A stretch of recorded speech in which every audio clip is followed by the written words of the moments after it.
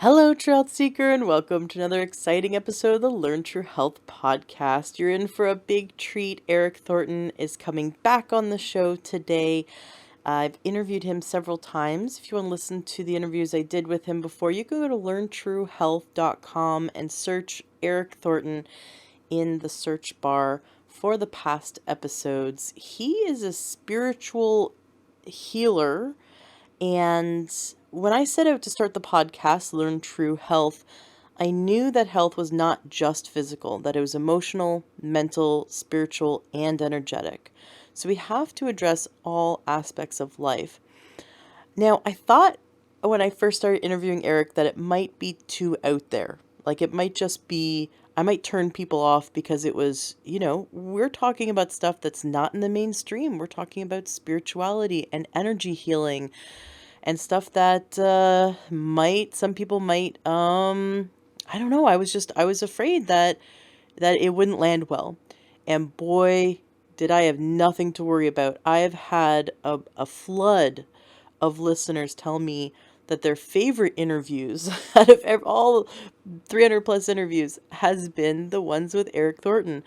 I've had listeners write in our Facebook group, the Learn True Health Facebook group, to tell me that Eric Thornton's interviews changed their life, completely shifted their entire world, has helped them to understand their life and the problems that they're facing in a whole new way. So as I kept getting this wonderful feedback from you, I was encouraged to keep having Eric on the show. And I'm really glad that he's being well received because what I've learned from him has made a big difference in my life.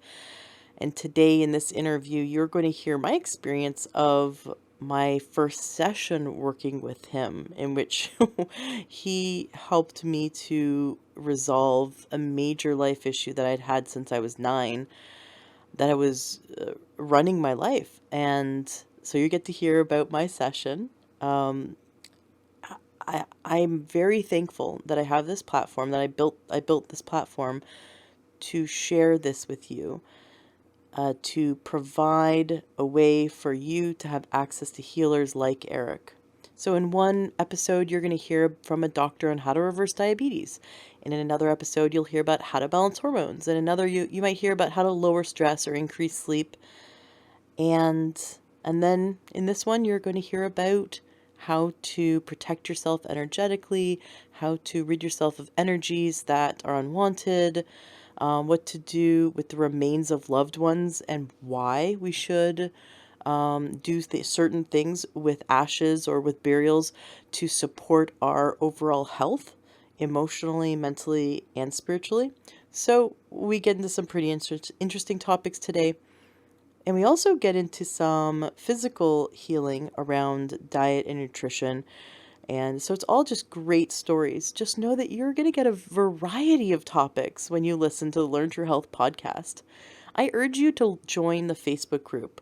If you haven't already, please come and join the Learn True Health Facebook group. Just search Learn True Health in Facebook, because every week we're doing giveaways, we're answering health questions. Listeners love communicating with each other in the community, and it's been such a positive experience to hear from all the listeners and sharing their stories and their healing journeys and asking questions and learning from each other.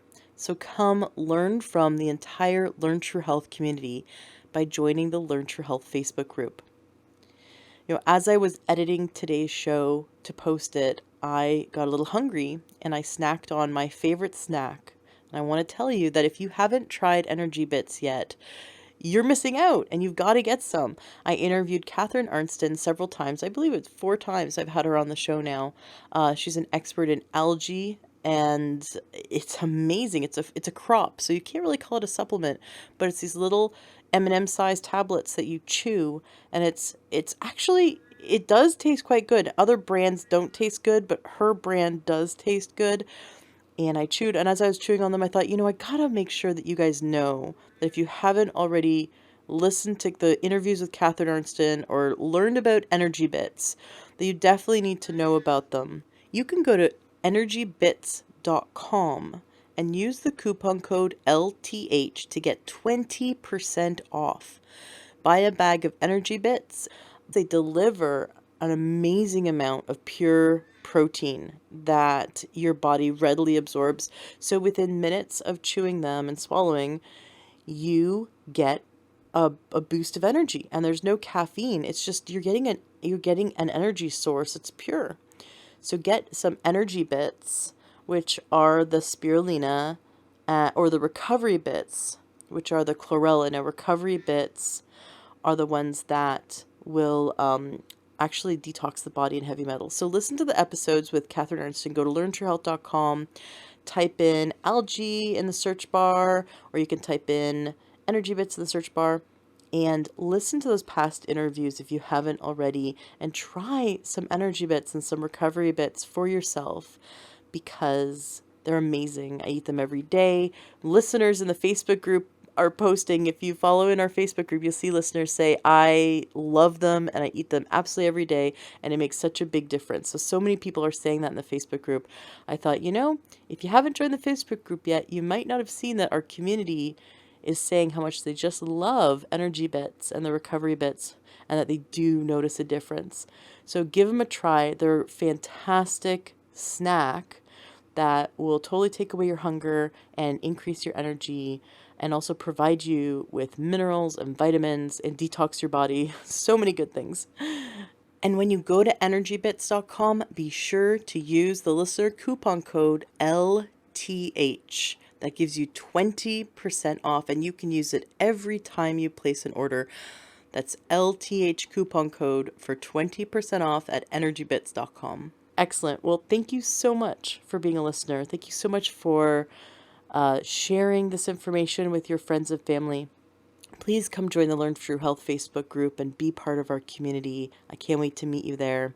Have yourself a fantastic rest of your day and enjoy today's interview. Welcome to the Learn True Health podcast. I'm your host, Ashley James. This is episode 375.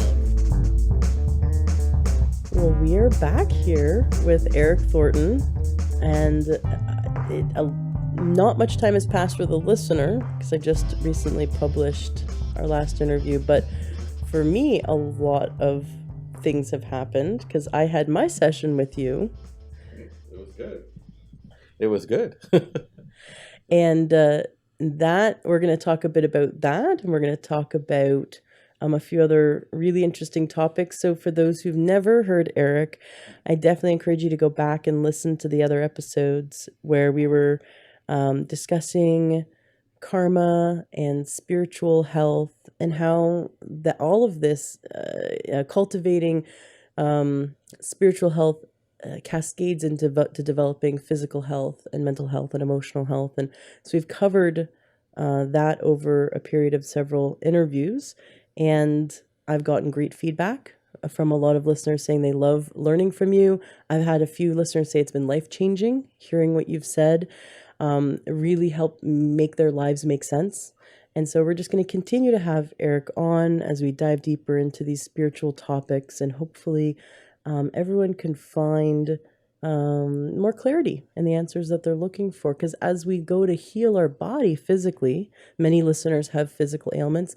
We need to look at emotional health, mental health, spiritual health, energetic health, and how every aspect of our life contributes to either physically being ill or physically being well and building ourselves back up. And so that's what we do with Eric when we come and learn more about the spiritual realm. So welcome back.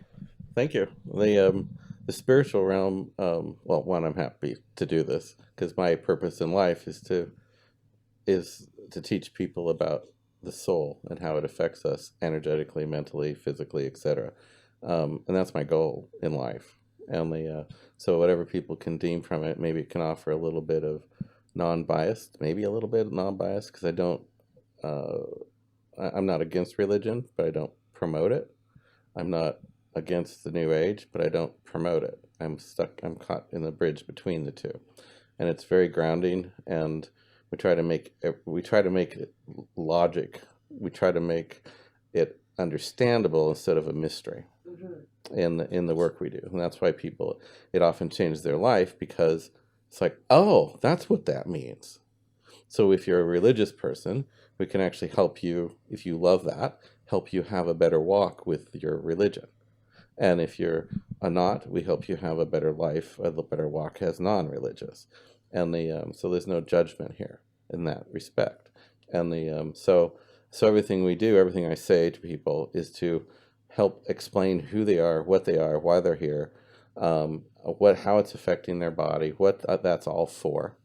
And we look at everything that happens to the body, to the soul, everything as a learning experience, because the education of the soul is the purpose of life. The soul, it bears repeating, the soul can't taste a strawberry. It can't be male or female. Yeah, those are animal things. And it comes here to experience, it comes to the human, our type soul does, to a human body to experience these things and to gain that compassion from having to have to go through the processes that we as our animal goes through. It gives them a God over time. It gives you a God-like compassion and love for all species. It's like you got an older soul person, they're going to love animals. They may not have a lot of them, but they still love them.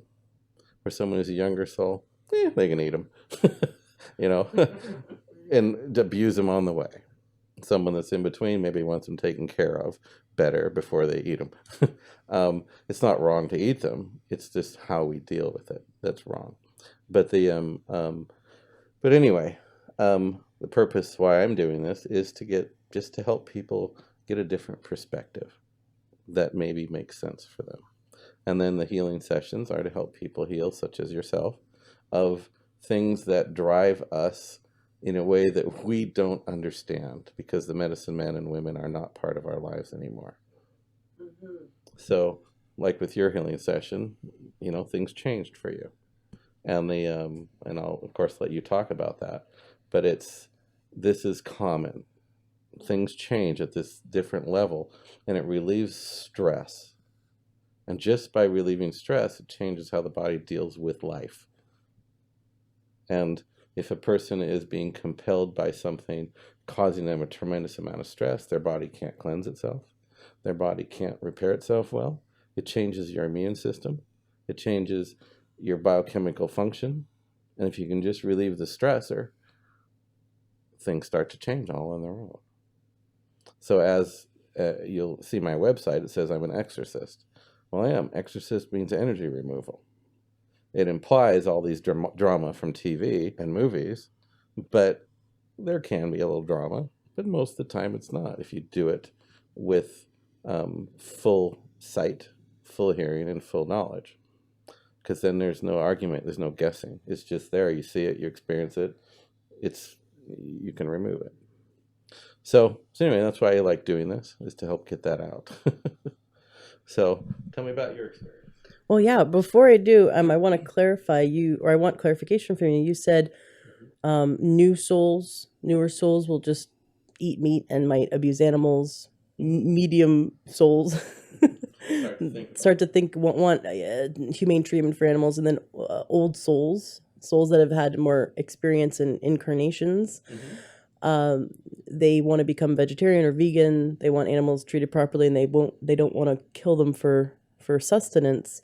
But and then you said it's not wrong to eat animals. Can you just elaborate on that? I know we talked about this in a different context last time, but this idea of creating that wrongness or that guilt, right? To have people feel a sense of wrongness or guilt. Can you just explain why? And I know you're a vegetarian yourself, but can you explain why it isn't negative to eat animals, as you were pointing out?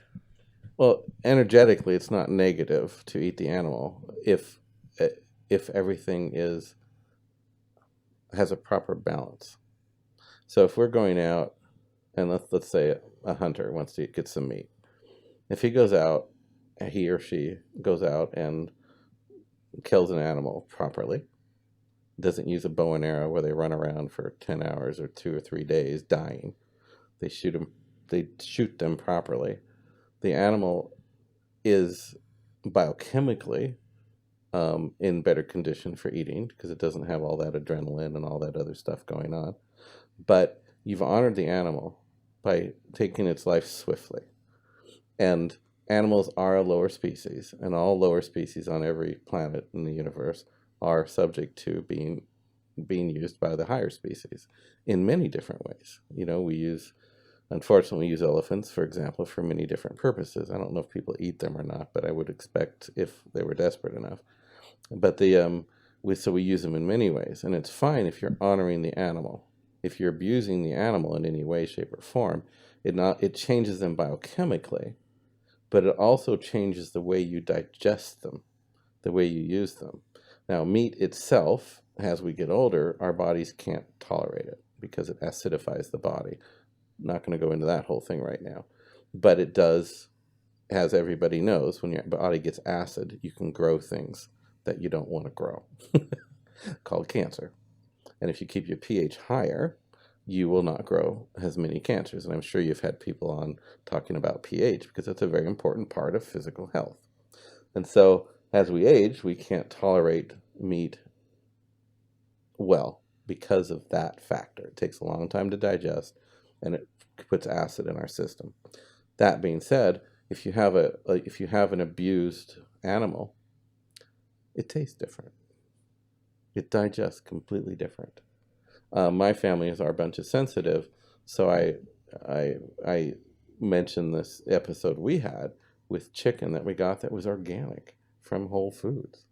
I bought 2 chickens, and we were eating meat then. And some of my kids still eat meat, and I don't have a problem with it. It's just not okay for me anymore because of my age.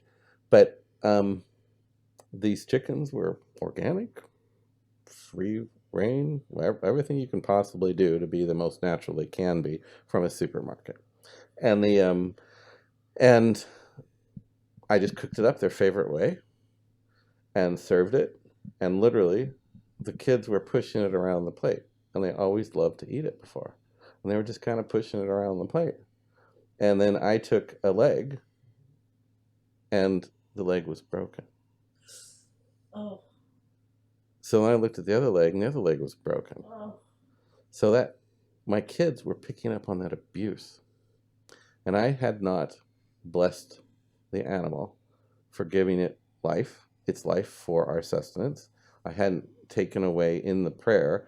You're supposed to, in your intention with an animal, in your intention, or prayer, you thank it, and you remove, by thanking it, you're removing the drama and the trauma. And so it comes in more neutrally. Most people don't even think of doing that.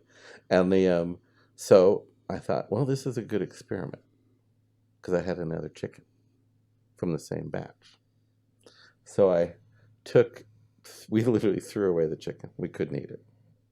It's one bite and our stomachs turned because we're sensitive to that type of abuse. And so in the garbage it went. 2 weeks later, I took out the other chicken. Now, it had been frozen, so it wasn't as good. As far as, when you freeze meat, it's not as good as when it's fresh. And I cooked it up the exact same way, blessed it, removed the trauma and the drama. They ate it like they didn't even think about it, and both legs were still broken. Oh. So the circumstance of the death of the animal is huge in the way we process it and digest it. Whether we're sensitive to it or not, it still is happening. It's all energy. And so if you have all that negativity, you watch the Cowspiracy. Why do they even do this to the animals? Mm-hmm. I'm watching them lop the tail off of an animal before it goes in to get shot. It has to stand there while they lop the tail off, and it screams. You're getting all of that from the food. Mm-hmm. And plants, don't get me wrong, plants have life, but they don't have suffering. That's an animal thing. Plants, they die, yes, but they don't have suffering. Mm-hmm. So people say, well, I eat plants because, well, there's no soul. No, there's souls in plants, but they don't have the nerves and the suffering. And so when you pick a plant, the soul leaves, It's like if I cut down a tree, I ask the soul to leave before you cut down the tree, and it goes, okay, and it goes into a seedling or something, the energy of that life force. It doesn't have a problem. And so when you're eating a plant, you don't have the drama and the trauma, period. It's not there. And where you eat the animal, it can. And that is a problem for the human body. So it damaged me, so now I don't eat it. But I'm not a vegan extremist. It's what a body needs. And ultimately, as we age, we all need to alkaline our bodies. Period. And that's the best way to do it, is to eliminate your meat. Can you see souls? Like when you said you cut down a tree or you picked plants, can you see the soul leave? Or have you, when if you've watched like an animal die or a human die, you've seen souls leave?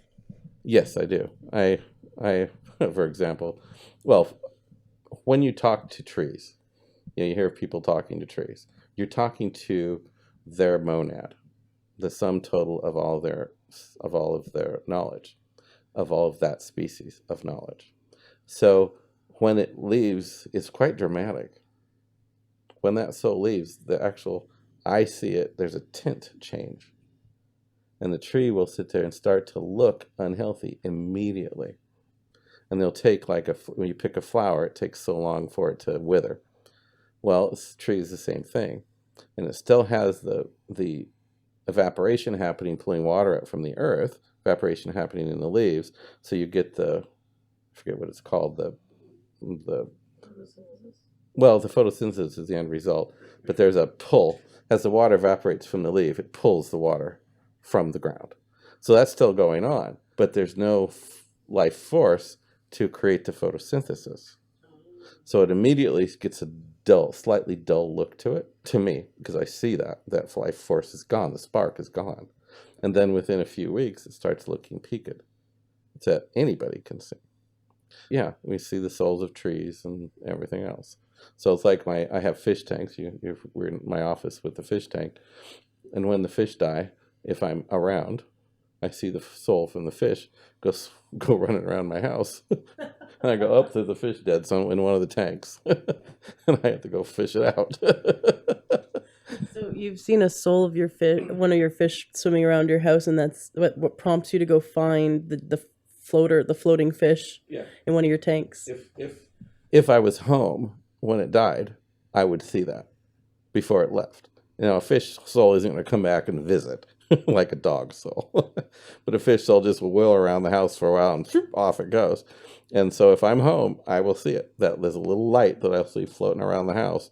And it's like, oh, and I'll go, which tank is it, to the guys? And they'll go, this one. No, sure enough, I'll go and find the dead fish. But if I'm not home, because it's not a soul that repeats, that visits, I don't know. And then I have to find the dead fish like anybody else. There it is. There it is floating, I think conceptually always believed in a soul until I held my mother's hand while she died. Mm-hmm. And then I got to actually experience her soul move through me and fill the room. And that was like, that was just, there's no question in my mind, because I felt it. Yeah. It was very real. It is very real. And it's like they proved, there's the whole song about it and the stuff, that there's actually weight to a soul. They proved it back in the 30s or 20s or something like that. But it's amazing how science doesn't want to repeat that experiment. Well, you have to be weighing someone while they die. Yeah. Well, and it's easy to do, but now we got better scales than they had in 1920. So they could actually get that, what's 1/200th of an ounce or something like that, change. And you'd think they would get heavier when you die, because the centrifugal force of the blood being pushed around your body would give a lighter lift with each heartbeat. But they don't. And it's so much of a percent of an ounce or whatever it is. They get lighter. Yeah, they get, because it's measurable. Yeah. And nobody wants to do that experiment now because, I don't know why. I actually don't. I think it would be very interesting to prove that there is something that leaves, but science doesn't believe that. I guess that's why they don't do it. Well, they can't make a drug. So why would they be putting all that money into that kind of research? There's not a drug they can patent. Yeah, but not a lot of money in that, but it would actually prove science. Science eventually always proves out spiritual healing, spirituality. But if they, it's like Einstein. He theorized that the Earth is in what do they call it, a time wave. I forget the exact words right now. Well, they proved it 2 years ago. They have such sensitive experiences now that they put this little box that picks up.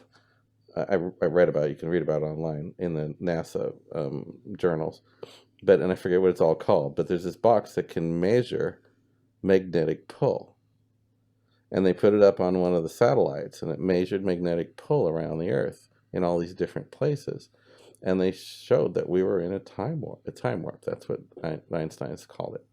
And he proved that we were in a time warp. And that's what time does. Science proves out these things. You can't see it, but it's still there. So science needs to go on, in my opinion.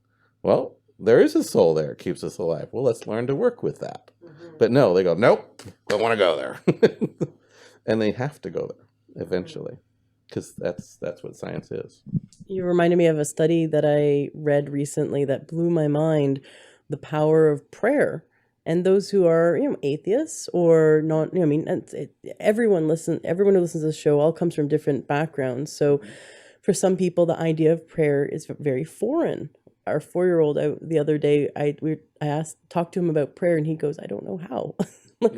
Well, that's something we learn how to do, but prayer doesn't have to be religious. It can be spiritual. But they did these experiments where they had a group of people praying for, and again, not a religious, one specific religion, but just the idea of closing your eyes and sending an intention and asking for goodness to happen to someone.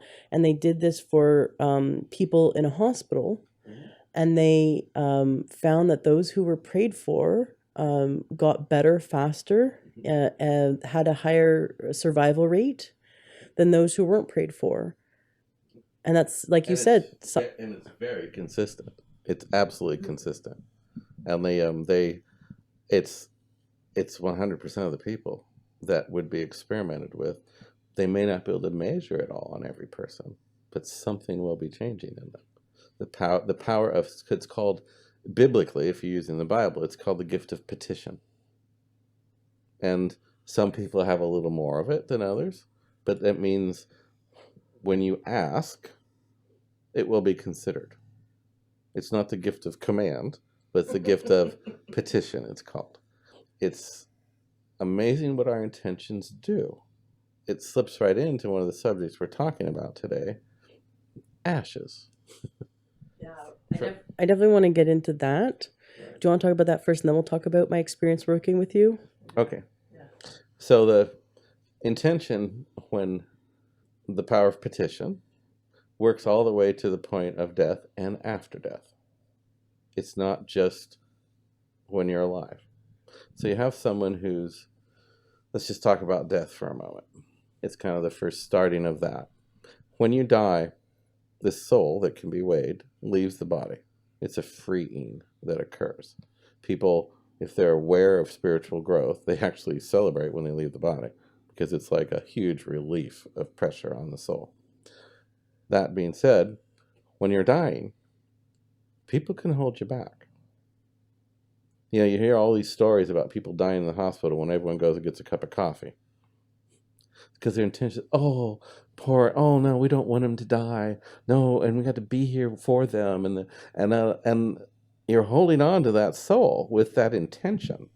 And so everybody leaves, gets distracted by the sniff of coffee, and it's like, and then they escape. Well, it doesn't end there. We have these things, we have to dispose of the body. And throughout history, if you look at all the cultures cremate, bury, things like that, they all have developed celebrations of death at some point to let them go. Well, today we have the technology to keep them. We keep the ashes. We want to do the right thing with him. We want to this, that, and the other. But when you leave the body correctly, the soul doesn't care anymore what happens with the ashes. It's our ego that wants to hang on to them because we are our loved ones. We adore them. We don't want to let their memory go. But when you hold on to the ashes, you're actually preventing what I have noticed, it's been my experience, is you're preventing the astral body, which is partly ego, from fading, and the etheric body moving on into the life between lives. So when I touch somebody's ashes, someone brings them to me, it's as if the person has died is standing right in front of me. And they're still based on their thought process, if you will, is still based on ego. So they're still concerned about family and this and that specifics. And like money, health, on and on and on, where if we've moved forward correctly and the etheric, the astral bodies died or faded, and the etheric bodies in the life between lives, we call those the ancestors. And they're here to wish you goodwill, love, all the experience possible so you can grow spiritually. They don't care about your body's pain and suffering anymore. But the astral body still does. And so when someone I've noticed, and it's happened hundreds of times to me, is it's not just a one-time incident. When I touch the ashes or the container, it's like there they are as if they'd never died.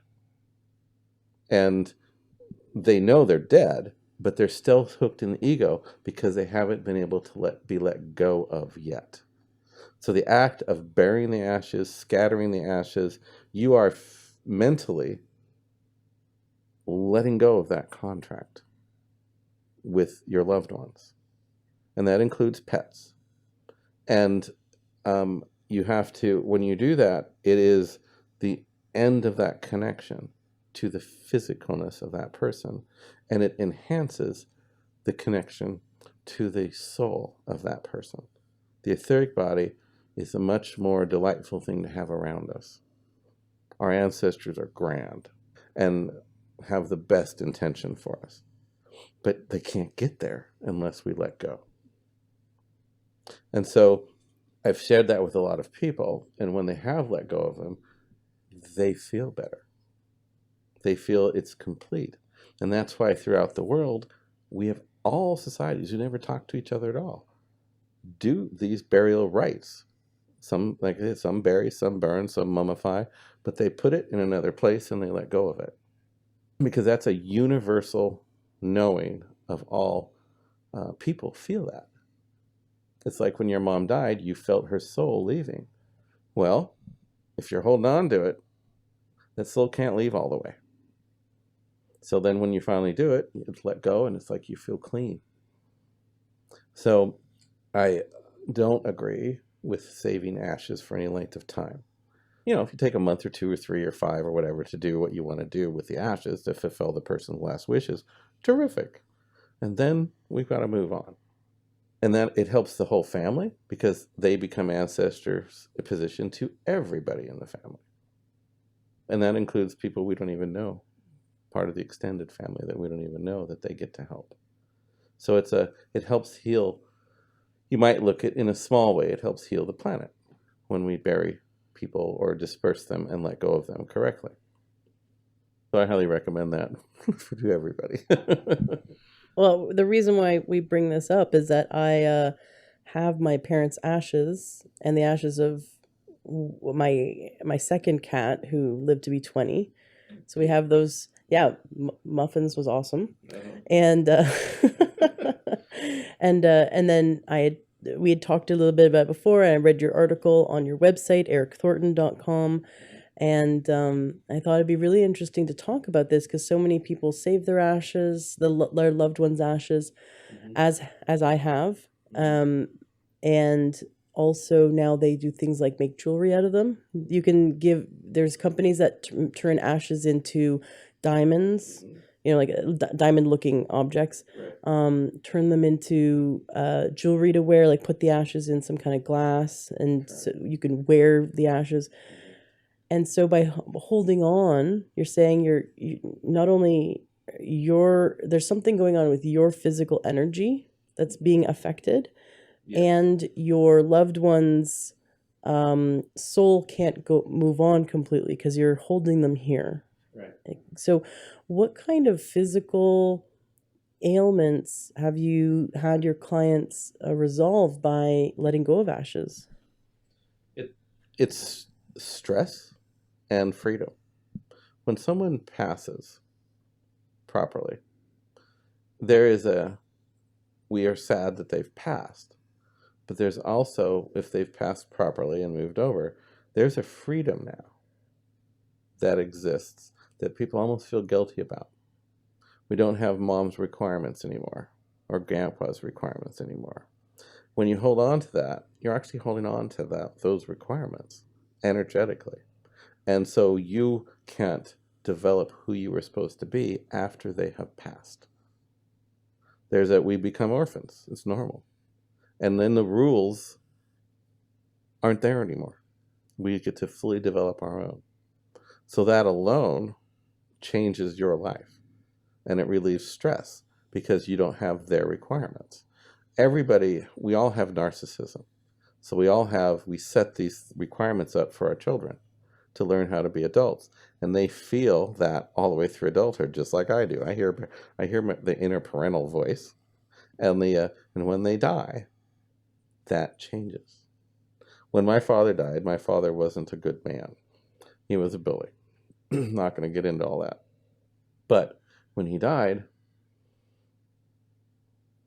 it was a relief.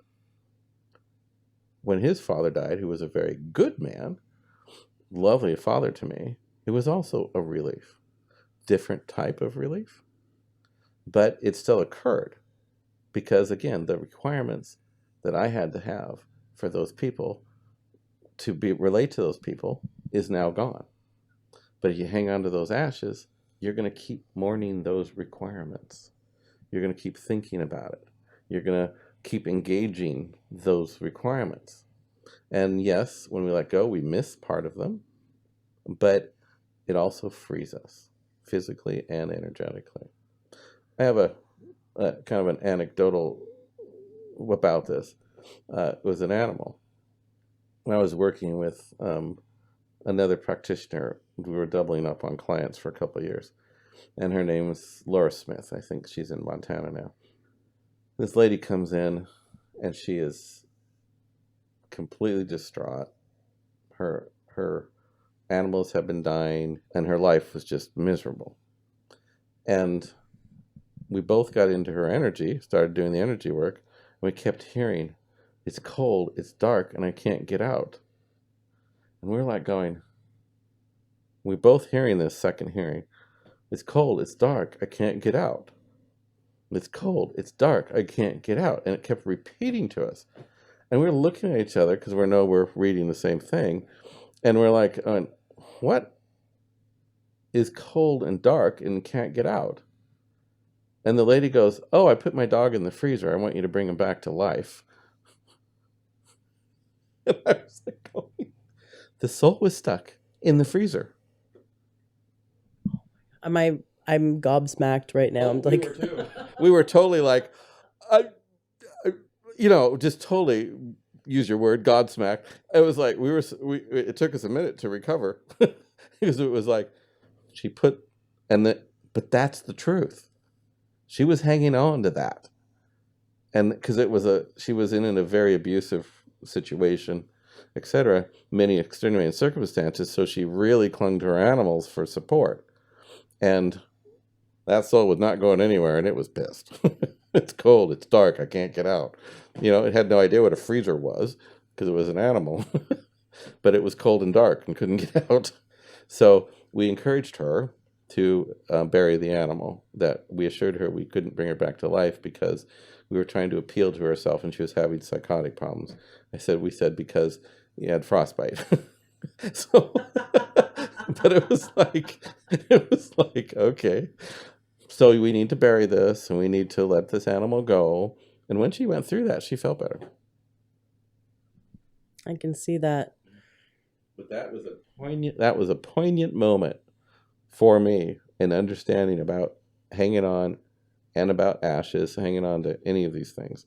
And and that's why all these rituals have been created throughout the planet independently, because we've got to let go to let the soul go. And one thing I think, I can't remember whether you said it while we were recording, but you said it to me earlier about that you've never, because you've touched, vessels that are holding ashes, but many times, and you've never met a soul who was like, I'm totally content and happy here, and I want to stay, attached to the plane. Like you're saying, every time you touch a vessel that is holding, like an urn that's holding someone's ashes, the soul pops right in front of you, and they're agitated about their situation because they're being held here. Yes. And that includes anything made out of them.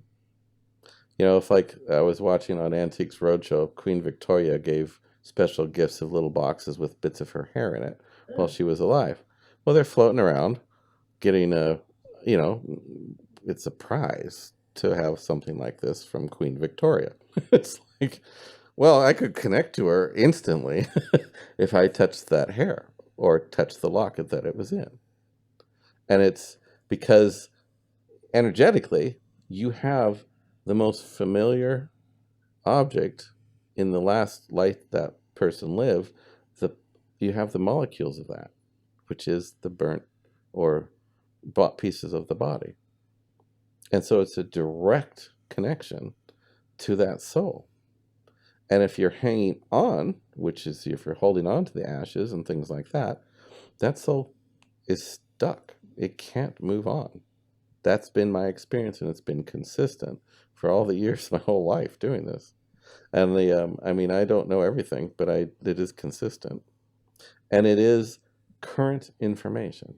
There was one guy who brought me the wife of his ashes of his wife. He had little vials of them, and he did give them to people. Oh my God. And I'm like going, can you get those back? Because he put it in my hand, and it's like, she's right there going, well, you need to date people. You need to do this. You need to get, you're not balancing your bank account right. And you need to do this and this and this. And he's, she's telling me about his day-to-day routine of his life. And I'm like, he's going, well, that's true. He's like explaining to me that everything she's saying is exactly right.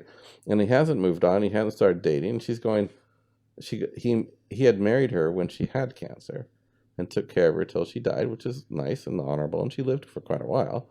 But but there was a full awareness that she was going to probably pass before him, and she wanted him to get married again and have a girlfriend and things like that. And so she knew he wasn't. And it's like, so I'm sitting, he's looking at me like, okay, But he brought the ashes in several times because he wanted to get more information, and before he finally let her go. But it was always, one time it was about her dad. His dad.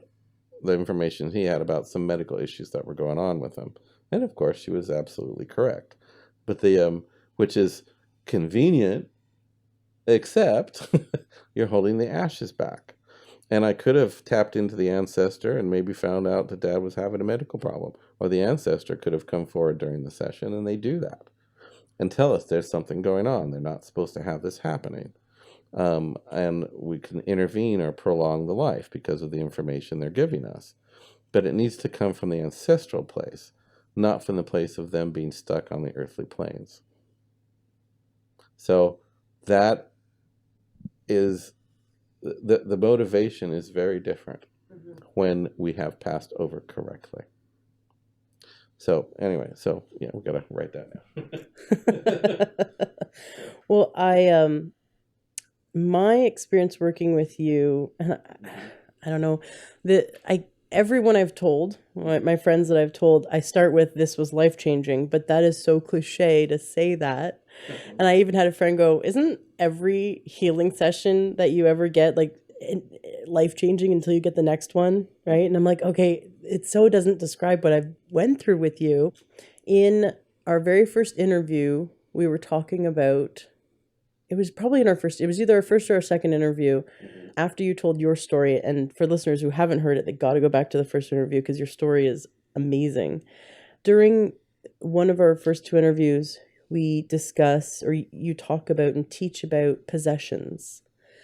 and you start describing them, and it's really funny because you know what, it was our second interview because I was sitting here. Our first interview was over Skype, and I was sitting here, and you were describing the possessions, and I laughed and I said, I think I have that, and just half jokingly, but the more I learned from you, the more I started examining my motivations and behaviors, and I started doing diving in deeper and questioning myself where things come from, because I've been on a lifelong healing journey around my relationship with food and my body and my self-confidence, and working on myself for many years. I feel like I've done a lot of personal growth, and I still have stuff I'm working on.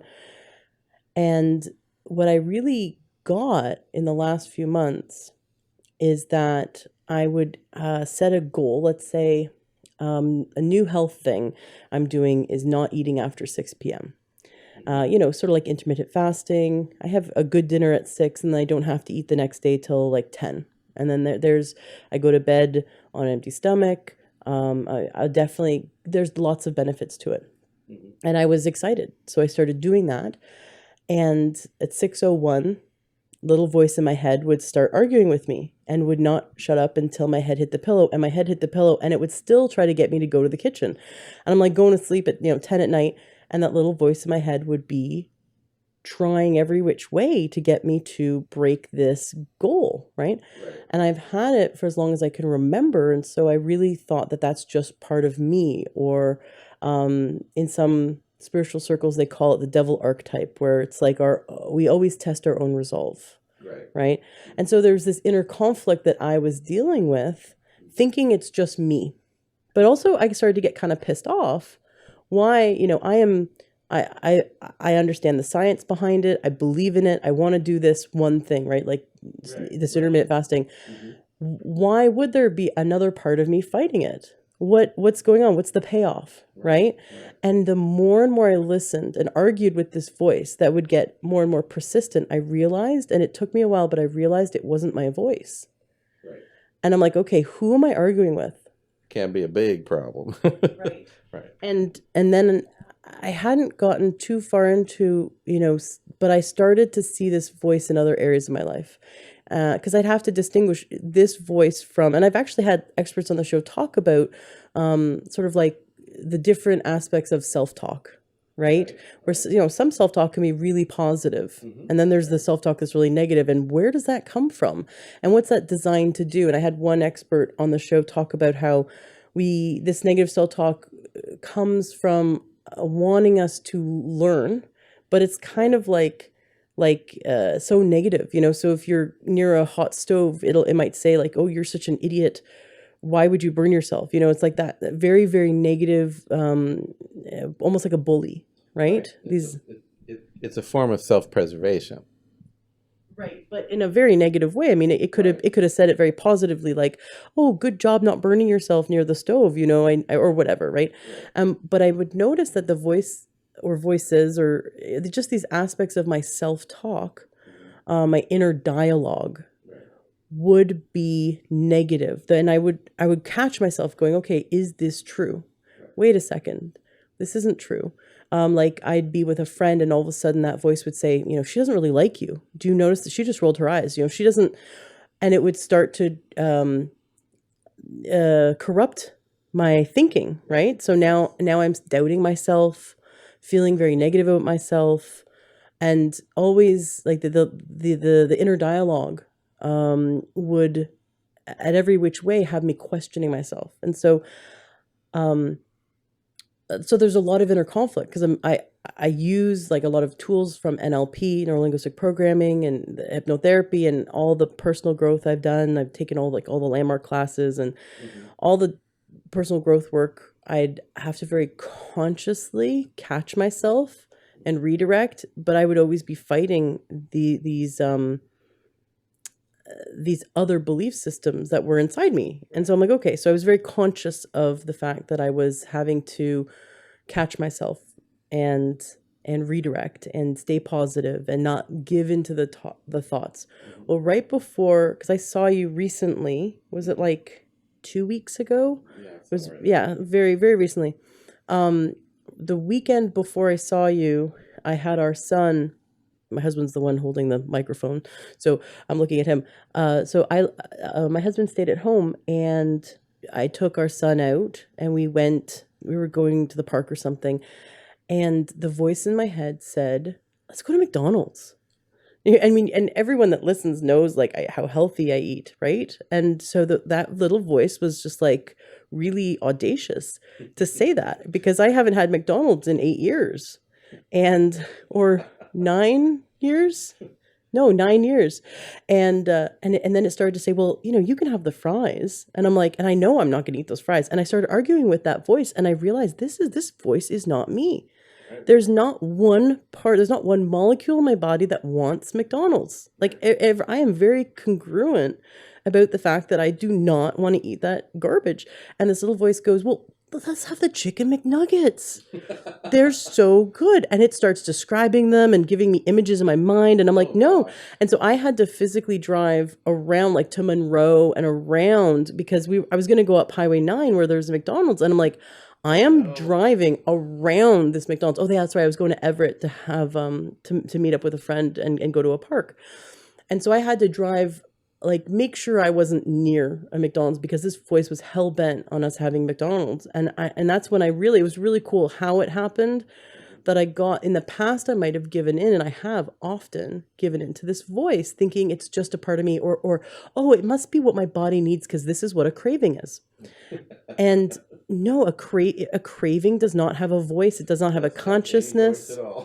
A craving is just a sensation in your body. If there's an argument in my head, and if there's words that come with a craving, that's not a craving. That's actually like an entity or a consciousness, but that's a craving is just a physical feeling. But my entire life's always been a craving followed by a thought process trying to talk me into it. Right. The craving for McDonald's, you're not thinking about it. You're driving along. You go by McDonald's because you've been conditioned by commerciality. Your mouth starts to water and you get a craving. You're not thinking, you have to go to McDonald's. You don't, you got to have the chicken. That's a good one. And the chicken nuggets, those are special. And it's not telling you, describing the objects and etc. Right. You're driving along thinking about nothing. You drive McDonald's, oh yeah, golden arches, 2 all beef patties, special sauce, etc. And then you get a craving. Mm-hmm. That's a different thing. Right. And for me, it was, I'd have maybe a craving for something, but then it would be, and I try to resist it, but then I'd have this voice talking me into it. Mm-hmm. Right. Or something little would happen in my life and this voice would start talking to me. And I always thought it was just part of my self-talk that I had to fight. And so when you described possessions and I burst out, it was interview number 2, and I burst out and said, I think I have those, right? And I think your reply was, well, those are kind of nasty, so hopefully you don't. So, what was great was right before a session, I became very clear that there's something that thwarts my efforts, that I feel like I'm always fighting. Like Sisyphus, I feel like I'm always pushing the rock up the hill only to have it roll down again. I get so far with my health regimen, and then I felt like I couldn't fight the conflict anymore. It would just keep fighting.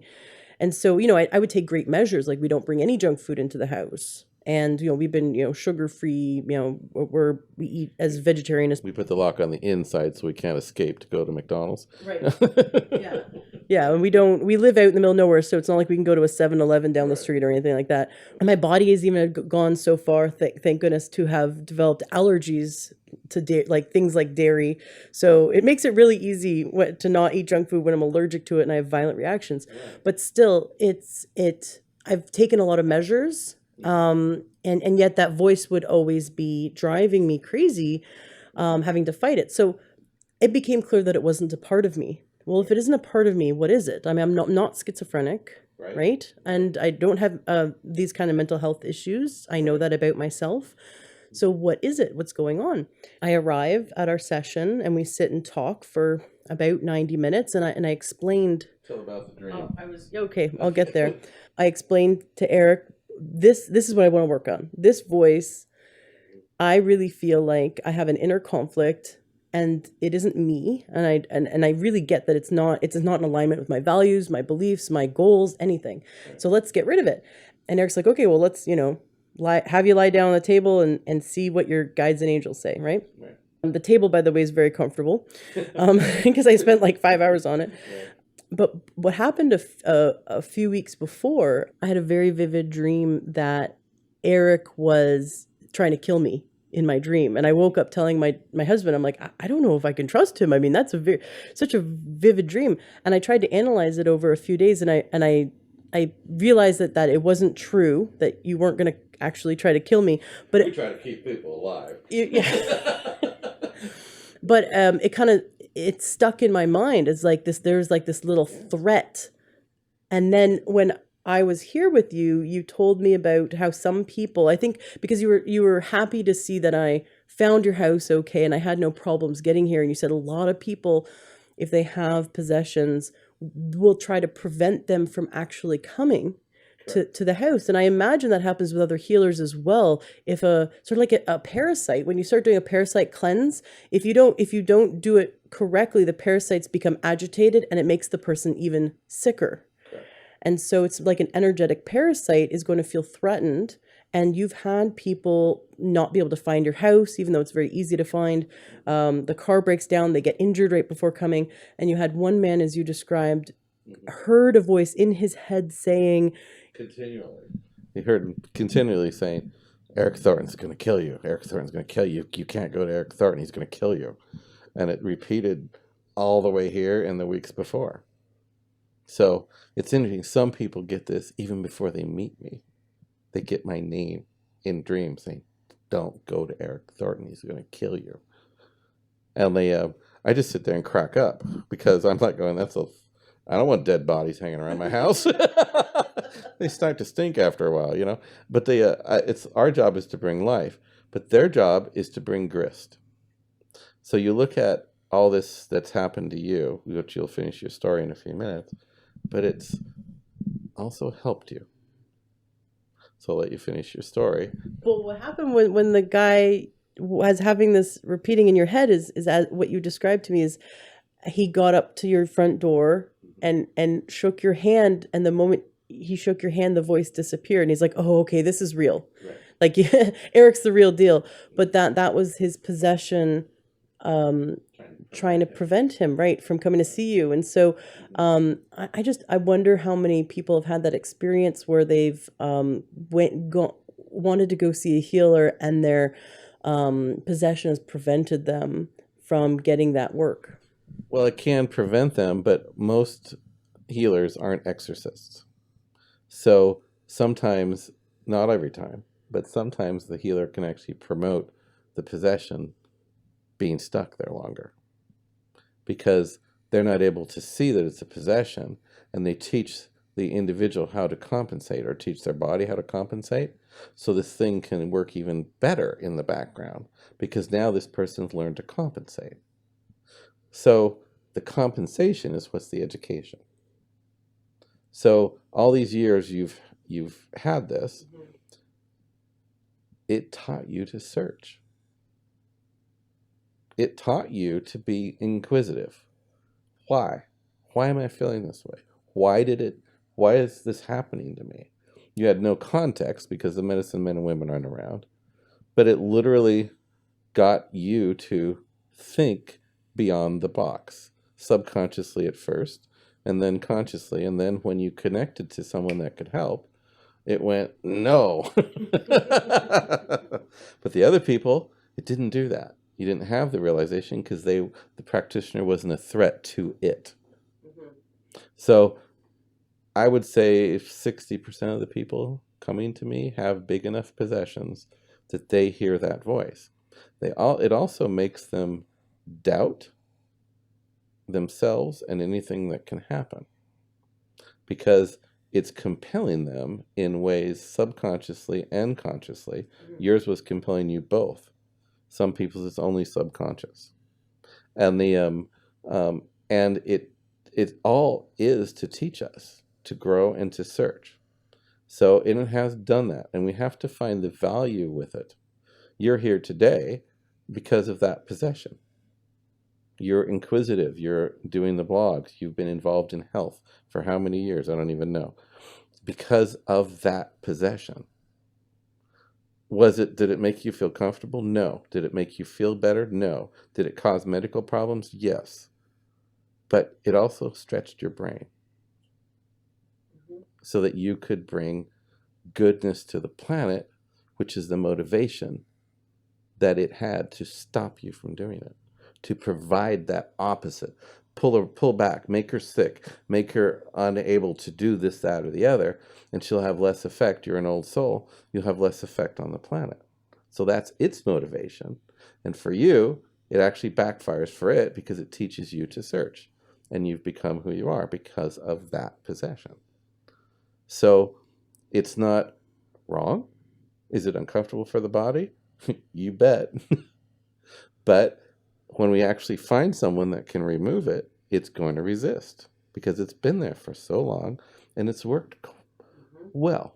If you hadn't had the possession, you may not have been inquisitive. You may have just become very depressed with the problems that it gave you. I've had people in a similar situation who it hasn't compelled yet to make them so they were younger. And they were just depressed and miserable because they couldn't get out from under its oppression. They hadn't turned it into something positive yet. The threat to it, the purpose of it is to turn it into positivity, which you've done. And now, because that is gone, your reach will even be farther. It'll just simply grow. And that's consistent with everybody. I like how, and you've talked a bit deeper in the past interviews, how you've described how these possessions, although are very negative experiences, they can help us grow because they give us a set of circumstances that confines us, that has us look for solutions, like I have. Exactly. Right. And so if I hadn't had any of this turmoil in my life, it wouldn't have forged me. And exactly. And had, or at least I chose to forge myself, right? And you say some people just stay miserable and they don't go look to better themselves, but some do. And so the hope is that we can use this negative thing to create growth and experience. Find God to find God in your own way. The very thing that resists God, whatever that is the thing that compels us to find it. That's the purpose of what we call dark energy. It's not dark, but we call it dark because our bodies don't like it. But that is the purpose of that energy, is to project you into searching and growing. Or it's the underlying purpose of it, the godly purpose of it. Its purpose is to prevent you, so you resist the prevention and you sling forward. It's like a slingshot. You pull back, pull back, pull back, pull back. You finally let go, and that rock slings forward. Well, the possession would be the slingshot, giving you the resistance from launching. But then it actually propels when it is removed properly, removed fully, and the person learns what it is. So it takes, when we work with people, we tell people, this is your first time session. There's going to be more if you want to continue this. Because, like yourself, this was influencing your physical brain the whole time. Right. And so we remove the extra impetus, you might call it. You still have all the constructs in the brain, the neural pathways. So we have to start working on softening those, so giving them more neuroplasticity so that you can change it. By now, you're not being compelled. I should let you finish telling your story, which you should go do that. Mm-hmm. Well, so that's one thing I did notice right away after our session, is that voice was gone. And it wasn't just, I think it was more than one voice, but it was basically the inner conflict that wasn't me is no longer here. And it's been weeks since our appointment. The experience for me is the, like you said, the neural pathways, the habits are still there, but they're empty. There's like a craving for food late at night when I'm not really hungry and it's more about just wanting to eat out of boredom. Like that voice would really, oh, let's have this. Let's go. Ooh, let's eat that. Come on. It doesn't matter. You don't need to be hungry to eat. It's fun. It's fun. Let's go. Like that constant, consciousness pushing me is gone, and the habit is there, but it's empty. So I can just say, I don't feel like I'm not going to do that. I'm not going to do this, or I'm going to do this instead. And then there's no one arguing with me in my head. There's Distract it. You can distract it. Duffy here can give you a back rub and you're not thinking about it anymore. Or, you drive by McDonald's and pretty soon you're paying attention to this headlight ahead of you instead of thinking about McDonald's that you drove by, spurned all the commercial stuff, you're done with it, you're on to the next thing. Instead of that consciousness, as you put it, because it's alive. And the compelling and telling you what it needs. Possessions work on the brain. People, it controls your body. Well, they control your body through your brain. They can put voices in your head. They can lift your arm. They can make you, you get shocked. Like if you get shocked by AC, you jump. Well, a possession can do the same thing. It can compel your legs to throw you across a room. And it can also throw the bigger possessions can actually physically throw someone across the room. But most of the time, it's activating your nerves in all parts of your brain. So it's like drugs. Drugs, you can hallucinate having drugs. Well, they stimulate the same part of the brain that causes hallucinations. And they can make you think someone's saying something, someone's talking to you, someone's moving your body, because it's stimulating the nerves in your brain. You can feel pushed. And it's actually your body giving you the motion, but it's stimulating your brain so that you feel pushed. So they work through that brain, mostly. Like I say, some can physically move you, but most of it, they're stimulating your brain to move you. But it's in every form. It is the same part of the brain that you're processing sight, sound, thinking processes, etc. So the possessions can make you feel like it did with you, that you're hearing somebody, or something intelligent is telling you got to have it. It's going to legitimize it. It's going to do everything you can to keep you down, keep you suffering, so that you can't fulfill your role as your soul role, because it's a threat to possessions. By you interviewing me, it's a threat to possessions all over the world. And it didn't want that. So it's going to try to stop you. So it can give you dreams. It gives the one guy we described all the way up to the front door. The only reason he came in was because a priest recommended him to come in. So he kept, okay, the father's correct. Okay, I got to go see this guy. I got a possession. And so he just stayed with it. And then the voice was gone. And it left neural pathways in his brain for certain behaviors, and he's been working on that over the years, and they've gotten less. But it still was, while it was there, it was literally telling him how to do, what to act. And it gets people to kill people. You hear about people going insane. Sometimes they're not insane. Sometimes they got a possession. And it's compelling them, telling them, God said to kill this person. Well, they're really feeling it. They're really getting that information for years at times. And our brain, how do you brainwash somebody? Repeat it. Mm-hmm. So possessions have a very powerful tool to use, our brains. I was lying on the table, and it was actually a lot of fun. You were standing up by my head, and it was like listening to a one-sided conversation, but you were talking like you talk to someone on a phone. Mm-hmm. And you were talking to my angel, my guide, and it was very casual.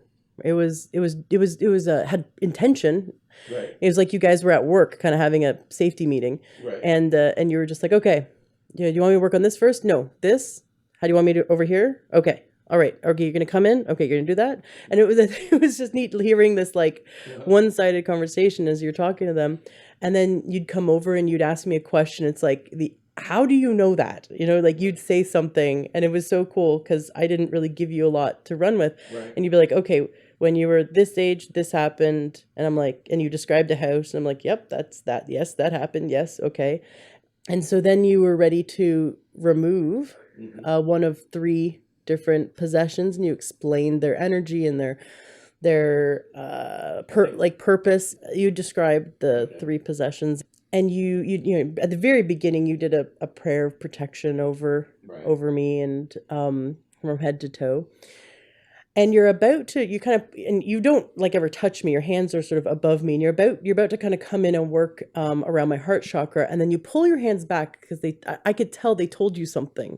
I could see in your face like you're about to do something, and then you got interrupted, like someone grabbed your arm and pulled you back, and you're like, okay, do you feel that?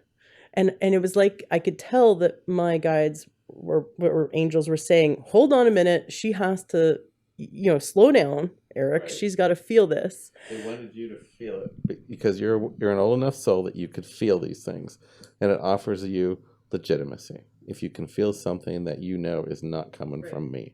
Right. But you never said that the entire time. The entire 5 hours, you never said that. But you but I could tell. I could tell right away. And so, what it felt like was like a sandworm from Dune crawling under my chest, it was circling under my skin. And that's what it felt like. And because you had brought your hand close to me, like maybe a foot away from my chest, and then you pulled your hand back, and that's when I started to feel it circling under my skin. And that's what it felt like. Like the best way I could describe it is kind of like a sand dune. And then you said, okay, do you feel that? I'm like, yes. My heart was racing at that point. I'm like, yes, I do feel that. Okay, let's get rid of this very uncomfortable feeling. And you pulled it, or my angels pulled it, or whatever. It was pulled by the angels and guides, whatever. It was pulled out of me, and you had it hovering over my body, but now it's out, so it has no more threat. And you're like, okay, take your hand and move your hand through it. And it was really funny because it was like putting my hand in 2 liters of water that was floating above me in a ball. I'd put my hand in it, and it was like felt like cold water. And it was a warm day, 70 something degrees. The windows were open. There's no fan moving through it was a good. I had you feel the ambient air too. Yeah, I moved my hand out, and I moved it back. Right, because you have to. So many people will do this trick. Well, they'll have the ambient air moving, which I like movement anyway. But so when they have me do this, I said, okay, feel the movement, basically. Feel the ambient air. So you feel what's going on around you. Now put your hand over here and compare. Right. And you didn't tell me what to feel. Correct. You were just like, okay, put your hand here. So I put my hand out away from my body, like towards the window. Okay, now move your hand inwards. What do you feel? And I did it repeatedly. And every time I did it, I felt like this ball of water basically over me. And so that was the first one. So then you put it off to the side, and you pull out the second one, and you say, okay, put your hand, move your hand around, see what you feel. And it felt like moving my fingers through really thick fur. It felt just totally different. And then the third one felt like static electricity. Yeah. And then you described their personalities, and it's exactly what I felt with each one. I thought that was really interesting. And then there was some other stuff you pulled out, and you're like, and you didn't tell me much about it, but you're like, okay, just move your arm like to your side, like off to your side. And as I did, I felt 4 columns of hot air. Right. That hadn't been there before. Distinct. And you're like, yeah, and you're like, and you said they actually like that. It kind of tickles them. And so I moved my hands back and forth, and I felt them, and then you had them go, and then I put my hand there again, and it wasn't there. But each time you didn't tell me what to feel. You didn't implant sort of a hypnotic suggestion. You just said, feel what you feel. And there was one point that you had me put my hand somewhere to feel something. And I screamed. I think I did it twice because I was so freaked out, because it was so like clear to me that I was feeling something. I mean, not scream, like I was more surprised, not afraid. I was more like, oh my gosh. Yeah. oh my gosh, I can't believe it. Oh my gosh. Like I could really feel the things, because I think you like worked on like 12 different things with me. I tried to count, and it was a lot. It's not just like one or two. I mean, there's a lot of different things. Well, when the energy system breaks down because of the main possessions, you get one, and it opens the door for others. They aren't the main one, but they're still open the door and bring in different things to control you in different ways to, again, render you less effective than if they hadn't been there. Mm-hmm. For that whole projection thing, because your soul knows what it has to do, so it's going to struggle towards it. So, but yeah, there were a number of things that came out that were, I call them ramifications of the original possession. So then we had to remove them from your house, the cars, every place you've been, your son, any possible residue with people you've worked with over the years, etc.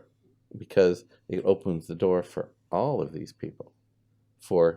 It can damage the energy system of anyone it comes in contact with. So that's why we have to take care of. There's all these little details, even biblically. It says when you're an exorcist, you have to do it right. Otherwise, you pull back many hundreds more. So you have to go through, you have to be able to see, hear, and be a part of, with the guides and the angels, be the part that's in our space. That's why they use people, because they use healers in our space, because this is where we operate the best. They're in another space, you might call it. So they're in the other room. So it's be like them using the surgeon's hands to do the operation while you were getting instructions from the other room, while the surgeon was getting the instructions. Because the surgeon's actually there with the physicalness that you and I have, that they're a more effective tool. They can do it without us, but it's not as effective. And there's not the lessons involved. So they don't do it. People ask, well, why don't my guides and angels just remove it? Right. Well, there's no lesson involved then. They've removed the purpose of all this pain and suffering you've had, with you having those realizations that this is real, that it's life-changing, and that you can then feel it. It's not letting you off the hook. You still have responsibility for getting your health better, but it makes it so it is more effective. And every practitioner that helps you is more effective. That's why our work is so inclusive. When you remove that energy, or you remove constructs from people at these levels, everyone else's work works, including Western medicine and naturopathic medicines. All the practitioners, Reiki works better, acupuncture. If you remove that, see, no one could help you. All these years, you've had all these people trying to help you, and you've learned a lot, and it's helped you with your work. And that's the possession that provided that, the platform. But they haven't been able to get down to the bottom line of that conscious compelling that we get inside of us. It's not our consciousness. So I loved it that you used that word, consciousness, because that's what I describe to people. Mm-hmm. These things are alive. These are not thought forms from people. These are alive. Yeah. And they have a job to do, to provide resistance so that it compels you forward. And some people it breaks. Yeah, we talked about my cousin who had received the same possessions at the same time when we were 9, and she now has schizophrenia. Yep. She developed it much later in life than, normally in schizophrenia shows up when hormones kind of kick in during teenage years. Right.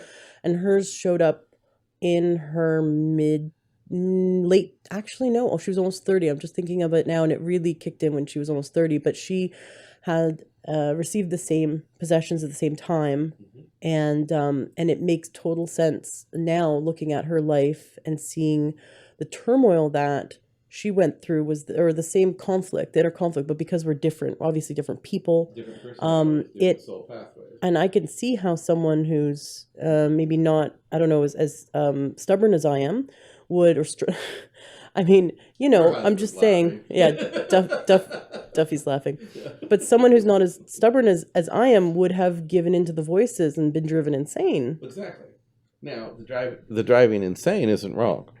we are all going to have a life like that, or several lives, because there is experience and learning and compassion that develops for people who have these problems. So I've been through lives like that. And so I have a tremendous compassion for people that have mental problems because I also know what compels them. Now, with your cousin, the mental problems were second. They weren't 1st. So it was caused by a possession. So then your cousin, if she was so compelled, which she may not be the type that can, we could remove the possession, and then any medications and stuff that she's taking to control it will work far more effectively, perfectly usually, and then the brain can rest and they slowly back out of schizophrenia. If the schizophrenia comes first, you still have to remove the possession so that the medicine can work better, and then they'll require much more therapy to get it under control. Where like your cousin, it could probably come under control fairly quickly over several months, and where someone who had it beginning, it would take much longer. We'd have to do much more healing with them to get their brain to stabilize. We have success with both ways. So a friend of ours went through a pretty nasty divorce, and the wife's side of the family, and he loves his wife, by the way. It was really messed up what took place, and he wanted to be with her, but she wanted to change him to the point that he wouldn't have been himself anymore, and it just wasn't. There was no resolving it. It was two totally opposing forces. Her whole side of the family is Orthodox, Russian Catholic, and there's about 200 of her family members sending him hate energy, hate thought forms, wanting him to, suffer, because they're all angry that he was the one that initiated the divorce. She actually is the one that he just sent the papers. She's the one that basically did everything to say we're done, and he's just the one that helped complete it. But so there's 200 people every day praying for his demise, and he told me, and he's been dealing with health issues that don't make any sense. He's had tachycardia where his heart is racing so bad he's basically having a heart attack. He's been in and out of the hospital for the last few years, and he's even had cardiologists open his heart up to try to find what's causing tachycardia. They say, you have the healthiest heart I've ever seen. We cannot explain it. Now, he goes to all kinds of healers, chiropractors, and acupuncture, and he takes herbs, and he eats healthy, and he everything under the sun.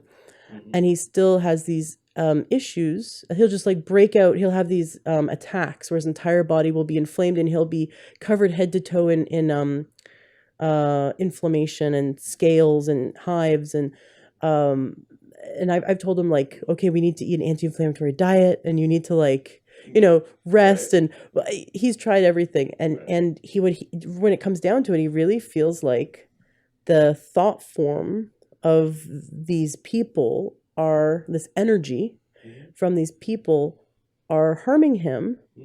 The reason why I'm telling the story is that you've talked about sort of possessions and thought forms, and that they are different. Very different. Is like an example of a thought form where it's many people sending a negative thought to him? Or can you maybe just go into the reason why I'm illustrating all this is that my husband wants to know, and that was one of his questions, is how can we protect ourselves from these negative energies? And I know it's a little difficult to protect yourself from a possession, but thought form is something else. So can you teach us what are ways that we can protect ourselves from either negative energies, thought forms, that kind of thing? Well, this was a friend. Okay. With him, he's got these people giving prayers of petition for his ill health and demise. Well, what's compelling those people? So they're sending these thought forms, but what's compelling these people? Those thought forms are like opening a road to these people's possessions. If people didn't have the possession and they were Christian people, they would never think of doing something like that. You're not supposed to judge if you're Christian. You're supposed to be accepting. What's compelling them not to be? So they have all these thought forms. They open up this guy is because they're throwing it all at this guy. He starts to feel ill from the thought forms. Then he's opened up to all of their possessions and any ones that might be in his energy field. It just opens him right up. So the best defense is positivity. The best defense is not finding those vibrations. So some people say, well, the best defense to not have voodoo happen is you don't believe in it. Well, there's some truth to that. Like energy comes together. So if you fall prey to someone's opinion, you are now vibrating at their level. So their energy can then, or energy like whatever they're having, can come to you. So it's like if you accept someone's opinion or not. If you accept their opinion, their beliefs, you are now having their frequency. So anything that affects them can easily, similar or the same, can affect you. So people ask me all the time, how do you protect yourself? Okay, by becoming a vibration that's so foreign to these lower frequencies, you might call them, that they can't even find you. So my frequency, if I'm in a bad mood, or if I'm in a place that's, you might call it, depression or pity or just a human emotion thing going on, hormonal or whatever, I'll call and cancel appointments because I could get damaged. I'm having that frequency because of my hormones or my life going on, and I'm not able to separate at that moment. So then if the client comes in with something similar, I am vulnerable. So then I'm doing damage to them too. So it's completely out of integrity. So the way I stay clear is by being what some people would call enlightened and conscious, so that I'm just simply not that frequency. It's not science. When we sit here, there's thoughts out there that you have to surround yourself with purple light or white light and have this defense system against all this stuff. Well, fine. That works until someone throws you a curveball and it makes it right by your defense system. Or guess what? You're thinking about, the possession in you has got you thinking about McDonald's instead of holding up that white light. Well, the white light goes away because the intention goes away because you're now thinking about McDonald's. And anything that's waiting can pop right in at that moment. Where if you are in your soul's personality and realize that life is human life and it's okay and all of its foibles and everything else, and yes, problems are going to come to you, but you don't, you learn to move through them quickly. You're not entertaining those frequencies, so you're not vulnerable. Remember, the purpose of a possession is to get you basically to find God. If you found that truly, there's no more reason for the possession. It's done. It can't be in your energy field. And so that's what we use frequency, the word frequency, for that. We call the things that bother us a lower frequency and the things that help us a higher frequency. That's an opinion. They all have not similar, they all have different frequencies, equally different. And there's not lower or higher ones. There's just ones that are drawn to this type of energy, a magnet that is for this versus a magnet that's for this. So how do you stay clear? Realizing that human life is really good in all of its problems, and realizing that after you've gotten there, truly gotten that enlightened place where you accept the problems of your life and you don't dwell on them, you move through them, then you start becoming what we call conscious. What you're conscious, no one really explains what that is. You got to get consciousness. Deepak, got to have consciousness. What is that? Consciousness is awareness of who you are on a soul level. You are aware of the soul's personality, and when you're in that personality, when you're operating from those frequencies versus when you're operating from your animal personality. Those are based on fear, because we're all going to die. The soul's personality is based on beautiful. Everything's fine. It's all good. And when you are in that, when I'm working, I'm in that. and then I am able to pick up on all those frequencies really well. When I'm having my human drama, people go, well, how do you turn it off? I go, well, I'm not in that frequency anymore. I'm having my human drama with my wife or my kids or the lawn, or whatever it is, and so then I am in my humanness. And when the second I'm clicking into helping people, or I'm meditating, or the guides are calling on me for something, I'm aware that I can't reach that from the human body. I have to reach that from the soul. And so here I get the same problems in the human body. I get the same problems you do. I can get a possession. I'm very aware of it, though, really quickly. And sometimes it's a little too quick. And the guides go, calm down. And I go, okay. One time I come into the house, and we went to dinner or something as a family. And I come into the house and I was going, what the heck? I didn't say that. I said something else. And everyone goes, what? And I go, something's up. And I just started to expand to look at my space. And the guides go, no, bam. And they throw me back into my body. And they go, just let it be. And I go, we're invaded. I got to work on people where this can't happen. They go, let it be. We'll take care of it. And I'm going, okay, I guess. So I'm looking for this change. And it was down in our washroom.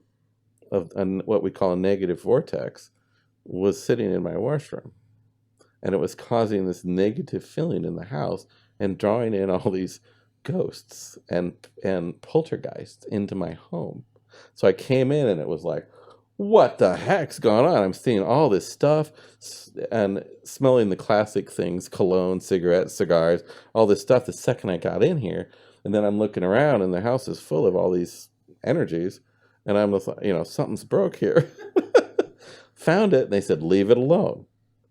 Because what had happened was there was a process they were showing me that took a 2-week period that they had to mitigate. Remember, these possessions are beings. They have a job to do, but they're alive. And they affect all kinds of things.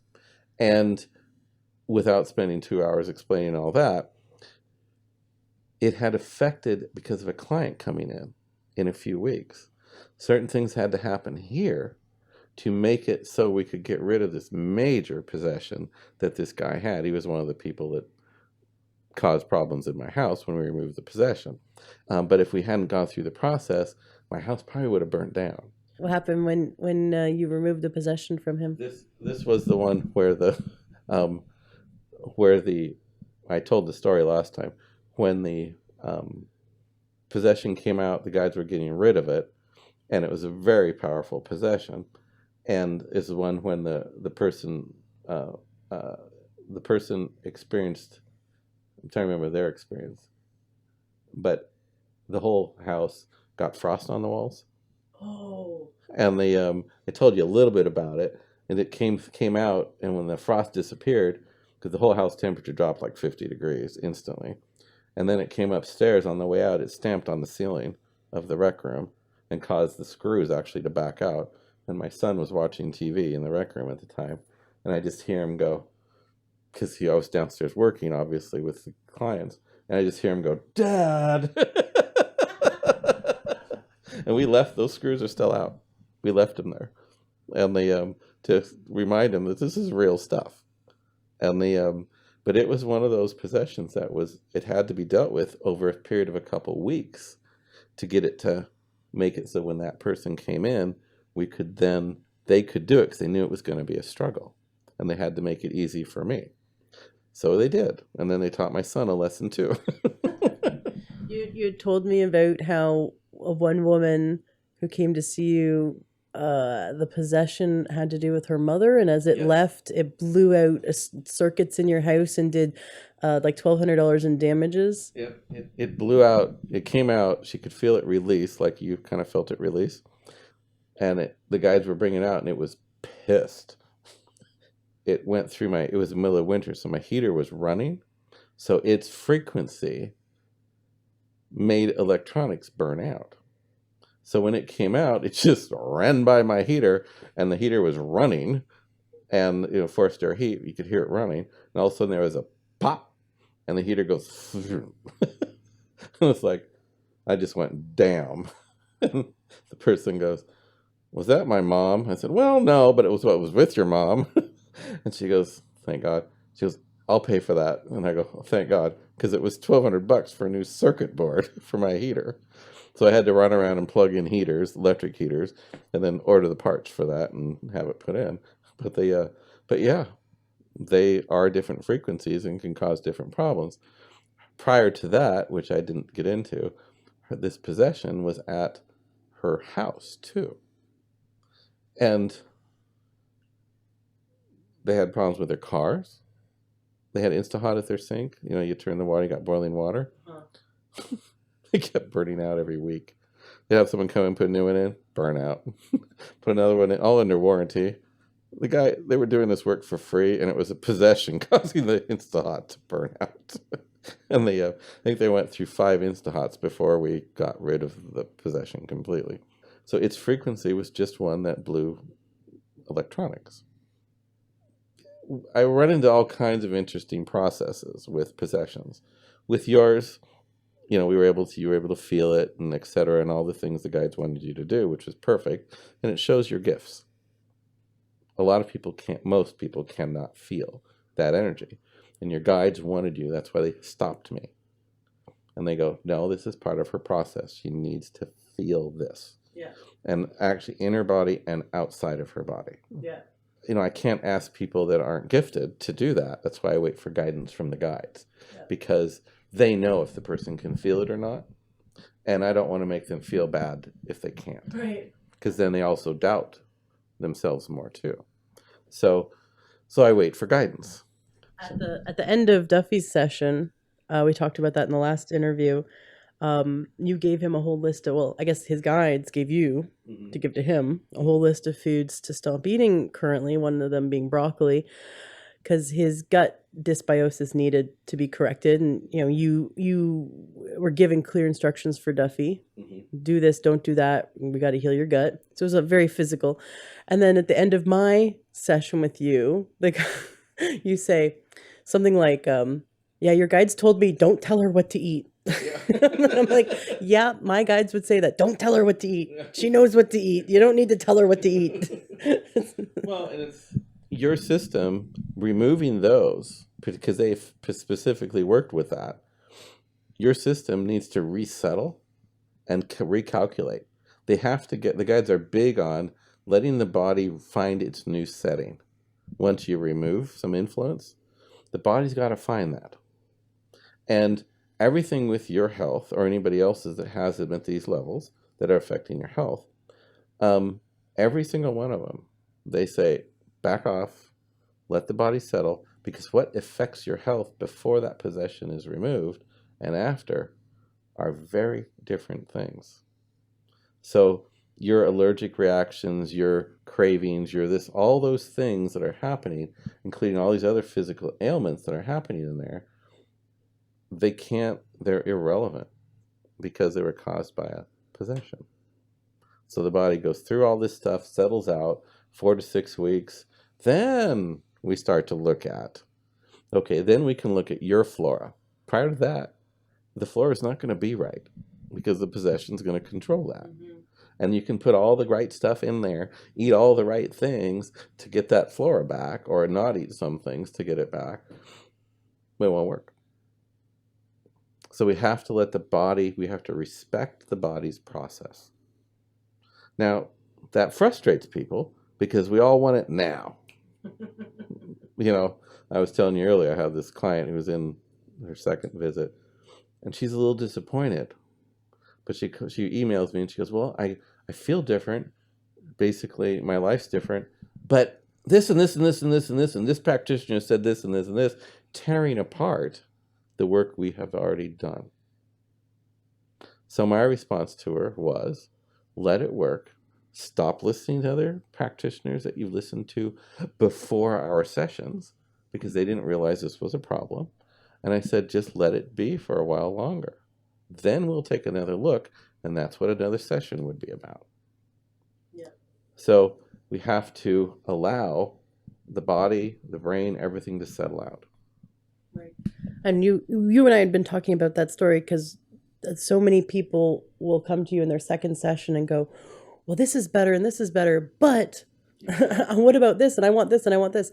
And I think that's what we often do in life is look for the next carrot instead of spending some time in the now with gratitude and acknowledging what has healed, what has changed. Like spend some time and let the body catch up, let the neurology catch up, Exactly. and honor your body by going, wow, this worked, this is different, this is good. Like after having a cold, you don't start running marathons and pulling all-nighters. Like you need to give your body, if even though you don't have the symptoms anymore of a cold, you need to give your body 2-3 weeks to come back and to gain its strength back. And so we can be happy that we have discovered a new level of health. Mm-hmm.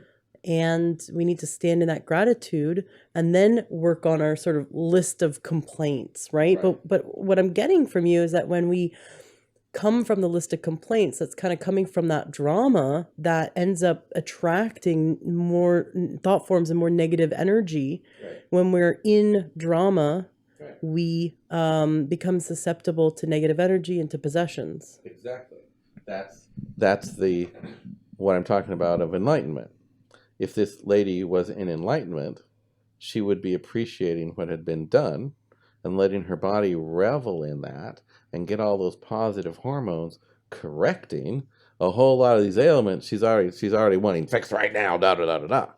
And it's like, no, you back up. It took her 50 years to get where she was at.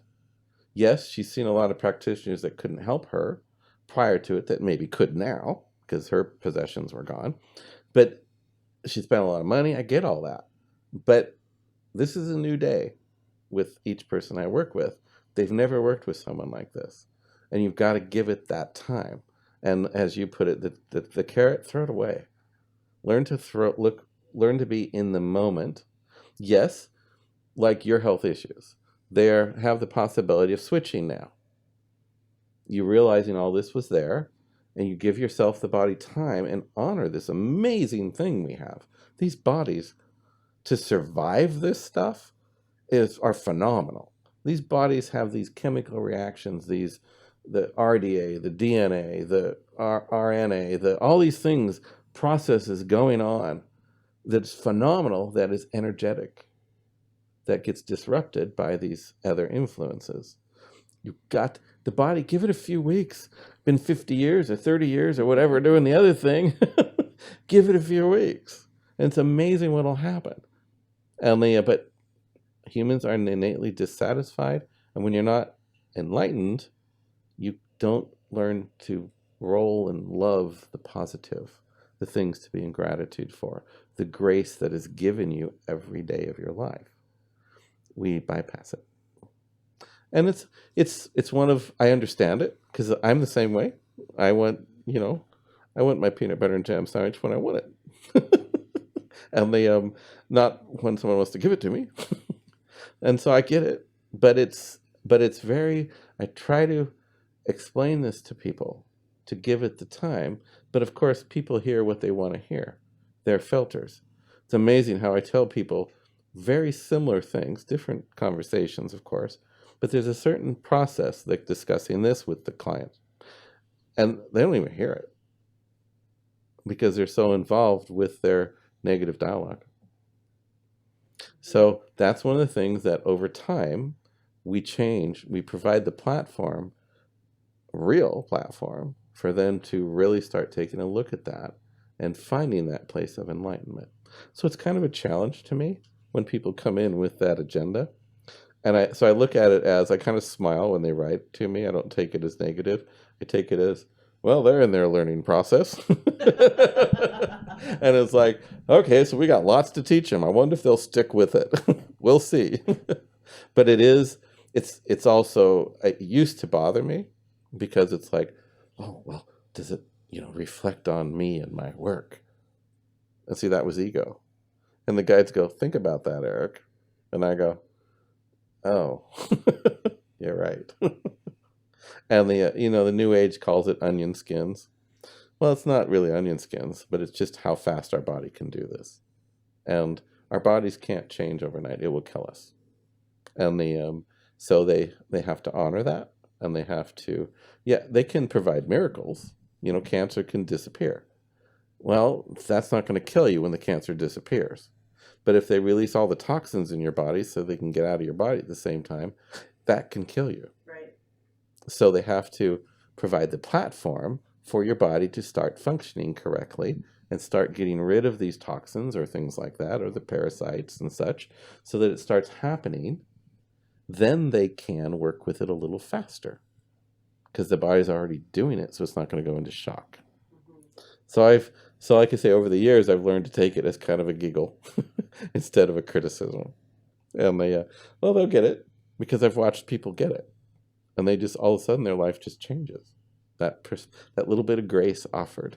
And all of a sudden, they become quite positive. And they get their twinkle in their eye, And it's lovely to watch that. And that's why I keep doing this, even though it's very difficult to see the depravity of the human condition. And that's why I forget sessions. And we call it the gift of forgetting. Because if I remembered all that stuff, I would be haunted by it. And I'd start manifesting it. So I forget sessions. I even forget, a lot of your session. And that was just a couple of weeks ago. And but it allows me to, what's important for me is to remain in that enlightened place and to be aware of my soul's personality. Mm-hmm. And that keeps me protected and helping people. There's this medical intuitive who's become quite famous for telling the entire population of the world that everyone would benefit from drinking celery juice. He has single-handedly doubled the price of celery in the last year. You cannot find really nice celery with organic celery, really nice. I mean, it's bare pickings now because there's a whole new age movement of people juicing celery in the morning, and I've heard some really interesting results. It helps the body to create better stomach acid and alkalizes the body at the same time. So it's the raw building blocks for helping make good strong stomach acid, which of course corrects the digestive tract, and also is going to help. Any kind of juice really helps the body to become alkaline. But his thing is, 100% of the population should drink celery juice, in his opinion. So what I'd like to know is, do you have sort of have you ever received advice from the guides that or angels that is like a blanket 100% of the population would benefit from X? Yes. Often. But it ain't gonna happen. It's like the guy recommending celery juice. Well, if we all drank tons of celery juice, one, there'd be no celery left. But two, if you have too much celery juice, there's problems from that too. Right. A certain amount of it's good. It's like eating papaya. Amazing for your flora in your intestine. Phenomenal. And but people don't like papaya. They get sick of celery juice. Or celery juice is an energy. You can also bring in that same energy. My doctor knows me. He goes, Eric, you can either do this, you can take this pill, or you can touch the pill, or you can hold on to the bottle, or you can just think about it if you want, because he knows that medicine is a frequency that might help me, and I can actually refine that frequency. And that's how homeopaths work. That's how the placebo effects work. Because you think the sugar pill is a certain frequency. You pull it in, you get better. Because the pill would actually, if it was the real pill, it would be a certain frequency. So the celery juice, yeah, it's providing a certain frequency. It's like in Japan, they go through this thing where everyone goes walking through the forests. It's the frequency of the forest. We can do it here too. It makes you feel better. It makes everything work better. It does. So does celery juice. Only Do you need to drink celery juice every day? Wouldn't hurt you if you didn't drink too much. And for those whose bodies are not clear, whose bodies are having problems with the digestion, if they get cleared, like you've got cleared, that thing was bothering your digestion, celery juice might help for a while. But after a while, your body figured it out and can grow its own thing that was influenced, the celery juice influenced. So your body can literally start doing it by itself. So that's why these fads come and go. Celery juice is something that went through, it went through about 10 years ago. And then I remember when I was a teen, it was all about celery. And they come and go because the next generation hasn't heard it yet.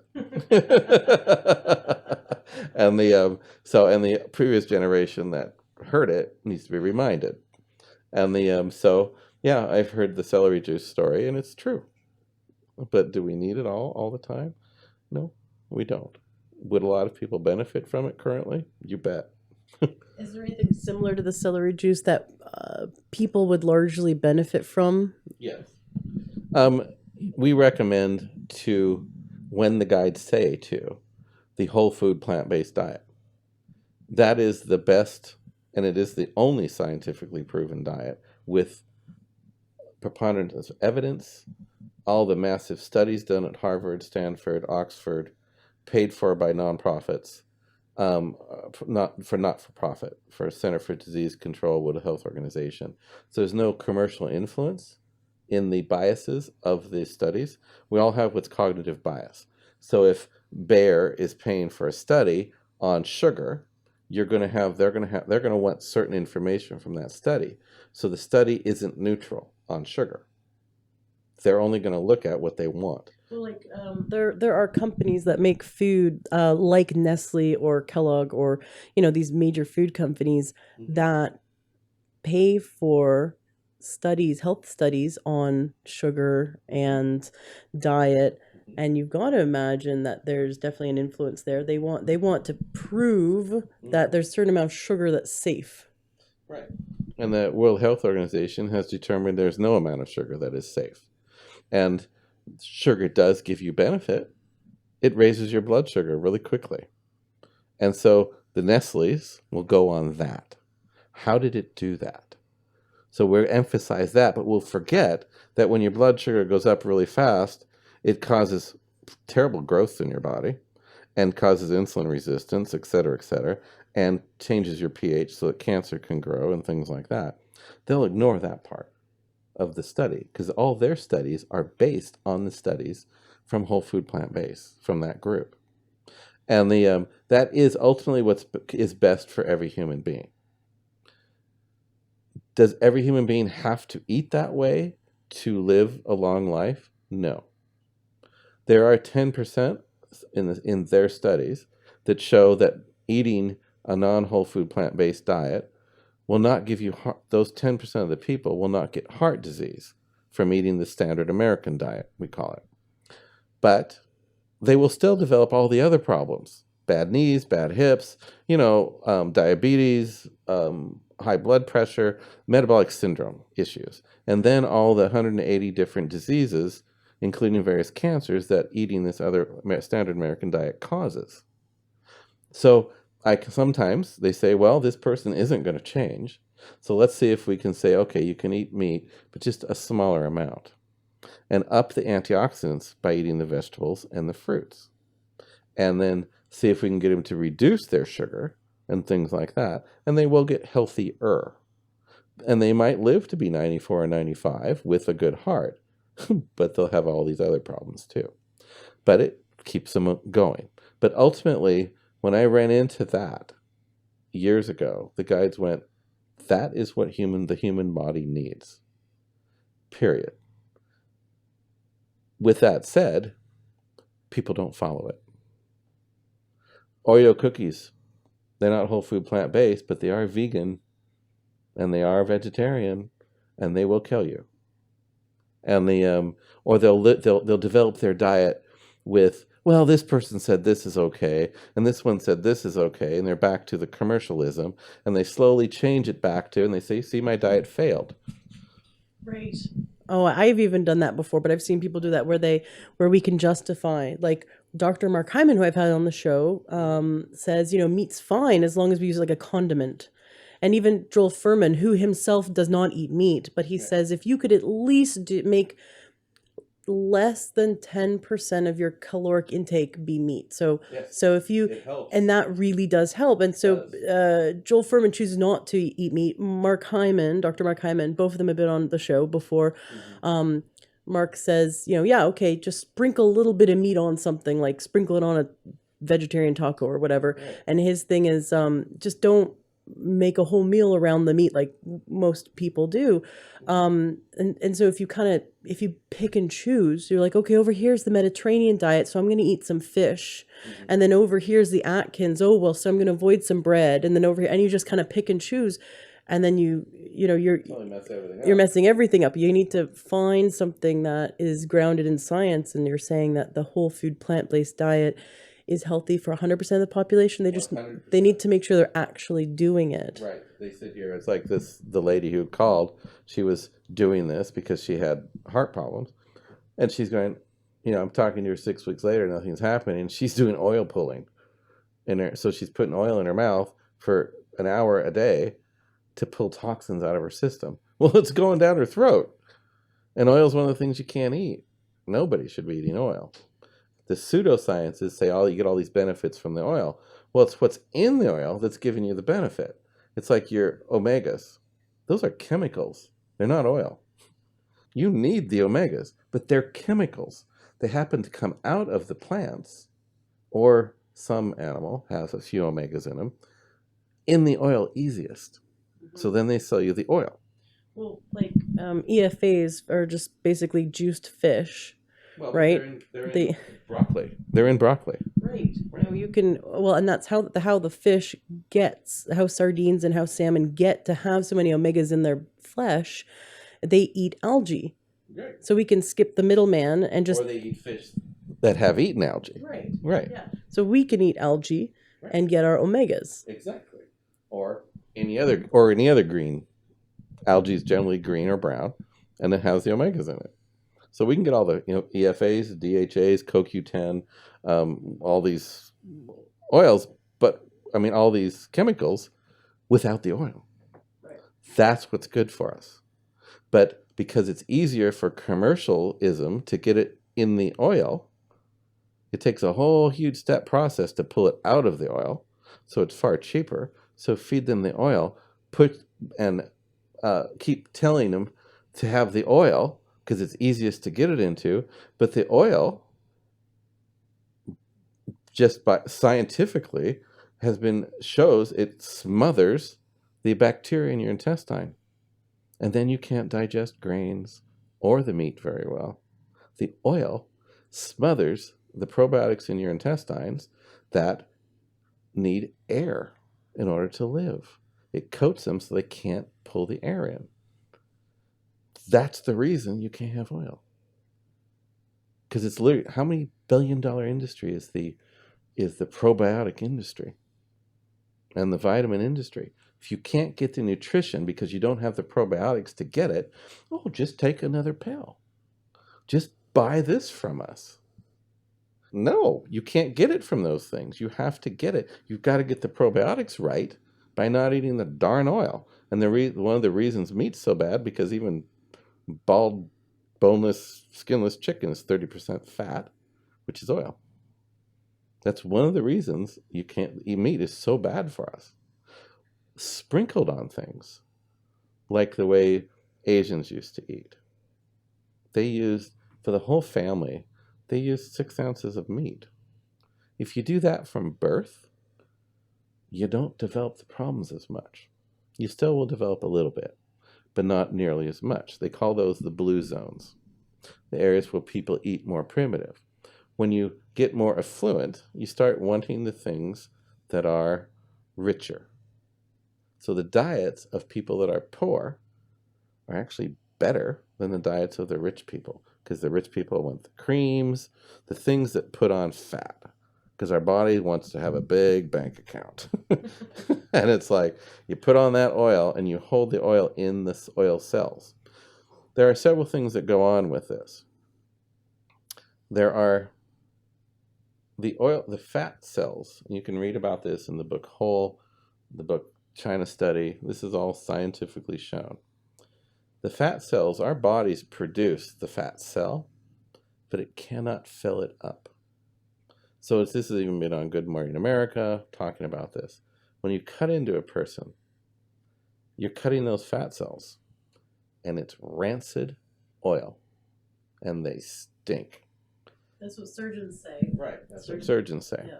It's the rancid oil. So your body, once it gets it in there, it gets rancid, and the body doesn't want to let go of it because it's actually rancid. It's poisonous.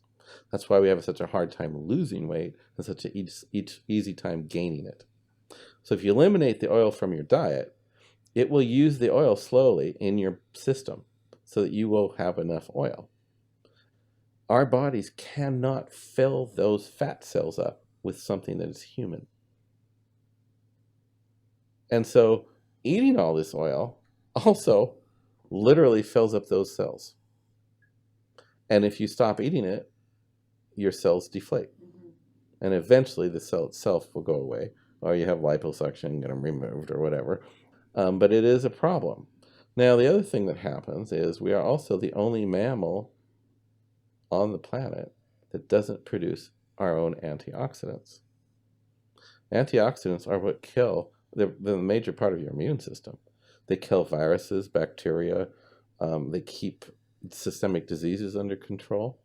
And when you don't eat those fruits and veggies, you are susceptible to major diseases and illnesses. Like vitamin C, you're talking about vitamin C. Animals produce their own vitamin C, but humans can't. Correct. That's exactly right. And so we have to eat them. And that's the premise. And let me back up a little bit. When you eat the food as a whole product, your body can use the whole thing and use everything that, and we talked about a little bit last time. We talked about how an apple, you get 50 milligrams of vitamin C out of an average apple. And if you extract that, you get a 50 milligram raise in your vitamin C level in your blood. But if you eat the whole apple, you get a 1,500 milligram raise of vitamin C levels in your blood, because your body uses the whole apple just like photosynthesis does. Its photosynthesis is taking place and it's growing all these chemicals inside the apple, making the apple. Well, your body will utilize all that, tell the digestive enzymes to put in to get the body to make more vitamin C out of the chemicals in that apple, just like the photosynthesis did. Or similar. Can't say just like it. Right. We don't have light shining on us like that. And we're not green, unless we're really sick. But it does a similar thing, and that's why it's called whole food. They don't want you taking supplements unless there's a major reason for it, because it's away from the whole food. That's why this diet is the one that is good for every human being. Yes, you can throw in a little, if you're not sick, in other words, if you're young. So my daughter has chosen to do this on her own, no parental influence, and then we can prove it because our son still eats some meat. And she decided to do this, and it changed the way she feels, the speed of which she runs, the way she can build muscle, and everything, because she's getting enough antioxidants. Her body's alkaline now, and so it can function properly. And she can have, because she's young, she doesn't have any illnesses.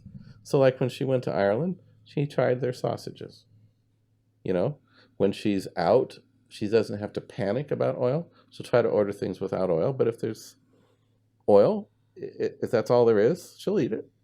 But she's young and doesn't have heart disease or deteriorated joints yet, metabolic syndrome yet. So if she continues like that, she will probably never get any of these major diseases until she's 95.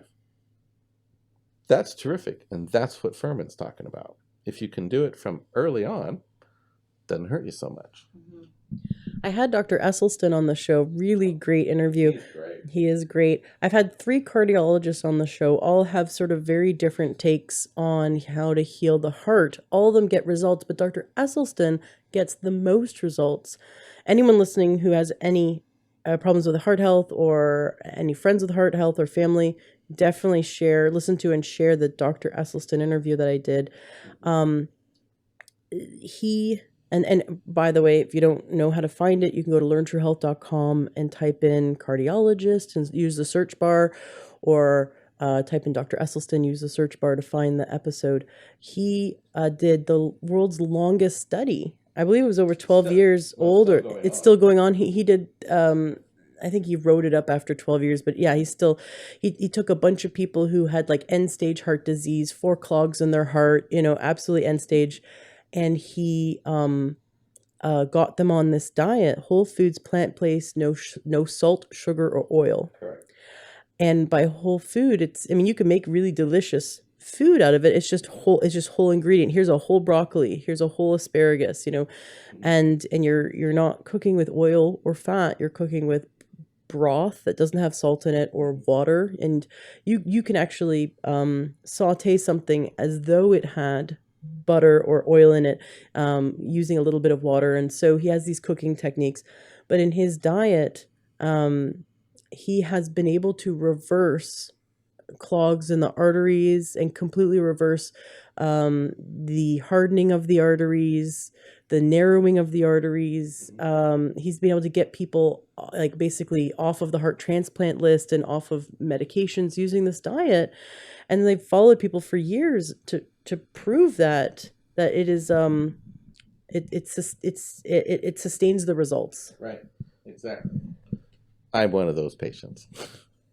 I don't know if he took down the statistics because this was 6 years ago. No, that was when I talked to him was 4 years ago. And I've talked to him a number of times since. But I was what he called the walking dead. I was scheduled for literally 2 days when I talked to him for open heart surgery. I'd already had a massive heart attack. And the guides corrected it. I had no signs of the heart attack, but I still developed the coronary artery disease. I was vegetarian. I still had coconut oil, a little bit, 1 teaspoon. I had egg whites in the morning for breakfast when I put the coconut oil in the pan. And I had an occasional piece of cheese, like once every 2 weeks, and maybe a little bit of lunch meat once a week. That was it, as far as anything else. Everything else was healthy vegetarian, not crap vegetarian. I still developed more coronary artery disease. So on the way to see a whole food plant-based cardiologist, we had called, and my wife had called, and he called back, right literally in the lobby going to the cardiologist place. And he goes, I know that guy. He's good.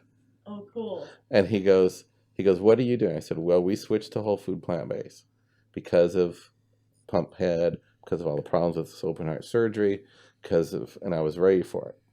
And he goes, okay. He goes, you're doing that. Now I want you to add to it. So he says, my latest book's going to have this in it. It's out now. I don't know the name of it, but it has this part in it too. He had me eat 6 cups of green steamed vegetables packed after they were steamed a day on top of my regular vegan diet or whole food plant-based diet. And did he have you sprinkle balsamic on it? Yes. Yeah, he explains that in our interview. He has people eat every 2 hours, has them eat a whole bowl of steamed greens. He has like 12 greens to choose from, and you rotate them. And he's basically a full-time job. Every 2 hours, you got to eat this big bowl of greens, and then you sprinkle it with balsamic. And I never liked balsamic until he explained why, that there's an acid in balsamic that heals the inner lining, the inner lining of our circulatory system is healed by this acid from the balsamic. And he's found that is even more effective for immediately helping to clear up the arteries. Right. So I did exactly that. And within 3 days, the angina went away. Within 3 months, 90 days, right? I was off of 5 medications that were serious medications for the heart disease. I was completely off of them. The doctor goes, stop. I'd reduced my blood pressure medication and cut it in half because blood pressure was getting too low. And finally, I go in, I'm taking a quarter of the dose. And he goes, "Stop it, you're killing yourself." The veins had opened up that fast. The doctor wanted you to stop the drugs or stop the diet. The doctor stopped the drugs. They told me, "Stop taking them. You're getting too healthy." I'm sitting there going, yes. But that's, for me, that is a big thing for me. So I can stick to the diet or stick to the lifestyle quite easily. Because I think, well, if I eat that oil, is it going to give me a heart attack? Now, I know it won't at this point because the arteries are cleared up. And I've now proven, had gone through the test, the arteries are cleared up. But I'm susceptible to it. I have those genes. So, and I know it, and I know the effect. I've experienced the effect. It's hard for people who haven't experienced a major illness to find the motivation to do this. I get it. That's not a problem for me. But if you can do it, like even Dr. Esselstyn says, Dr. Lyle and Dr. McDougall, if you can do it 70% of the time, you're 70% better off. If you can do it 80%, 90%. If Dr. Esselstyn told me, it was hilarious. He goes, my only real weakness is every New Year's Eve, I eat 8 peanut butter cups. And I just cracked up. I go, "Really? It's peanut butter cups?" He goes, "Yes, I just love peanut butter cups." And I'm going, "Are they Trader Joe's peanut butter cups? Because those are the ones that I like." And he goes, "No, they're Reese's." And I go, "Good for Reese's." But he even admits it, basically. It's hard. And his parents died really young from the dairy farm they used to have, And it's like, ow, And so, he's terrific. Yeah. And he does return phone calls. Yeah, he does. I've heard that from a few people. Yeah. I met Rip, his son, yes. Rip Esselstyn, who has a whole line of food at Whole Foods, and I met Engine 2, that's right, in a book, very interesting book, and I met him at a talk he gave in Redmond at Whole Foods, and he said the first thing he said is, "Okay, who here?" And there was maybe about 50 people. "Who here's talked on the phone with my dad?" And like half of them put up his hand. He goes, "Yeah, my dad will talk. You call him, he'll talk to anyone." I mean, and he still works as a cardiologist at the Cleveland Clinic, correct, teaching people, and he's in his almost 90s, in his 80s. He's 80. I think he's 84 or 86 now. He talks about going skiing in the Alps or something. I mean, he's just right. I mean, that's the diet. It keeps you healthy. Right. So I have a listener, and if he's listening, hello, I have a listener who is a career military man, and he was going to be honorably discharged because his cardiac numbers were so bad. I mean, he looks physically fit, right? Like a Marine or a Green Beret or something. Right. But his cholesterol was so high that they were going to dismiss him, and other numbers were so high, unresponsive to medication so high, and he would have lost his career in the military. And he heard my interview with Dr. Esselstyn. He got on the diet. 1 month later, his numbers were normal. Yes, exactly. That's what happens. They do the 21-day challenge.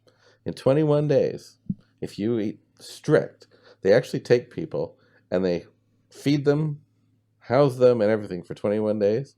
Take their blood before and after 21 days, it has dropped so dramatically, all these numbers, that they just sit there and go, "Oh my God." And guess what? They weren't hungry and they had great food. Yeah.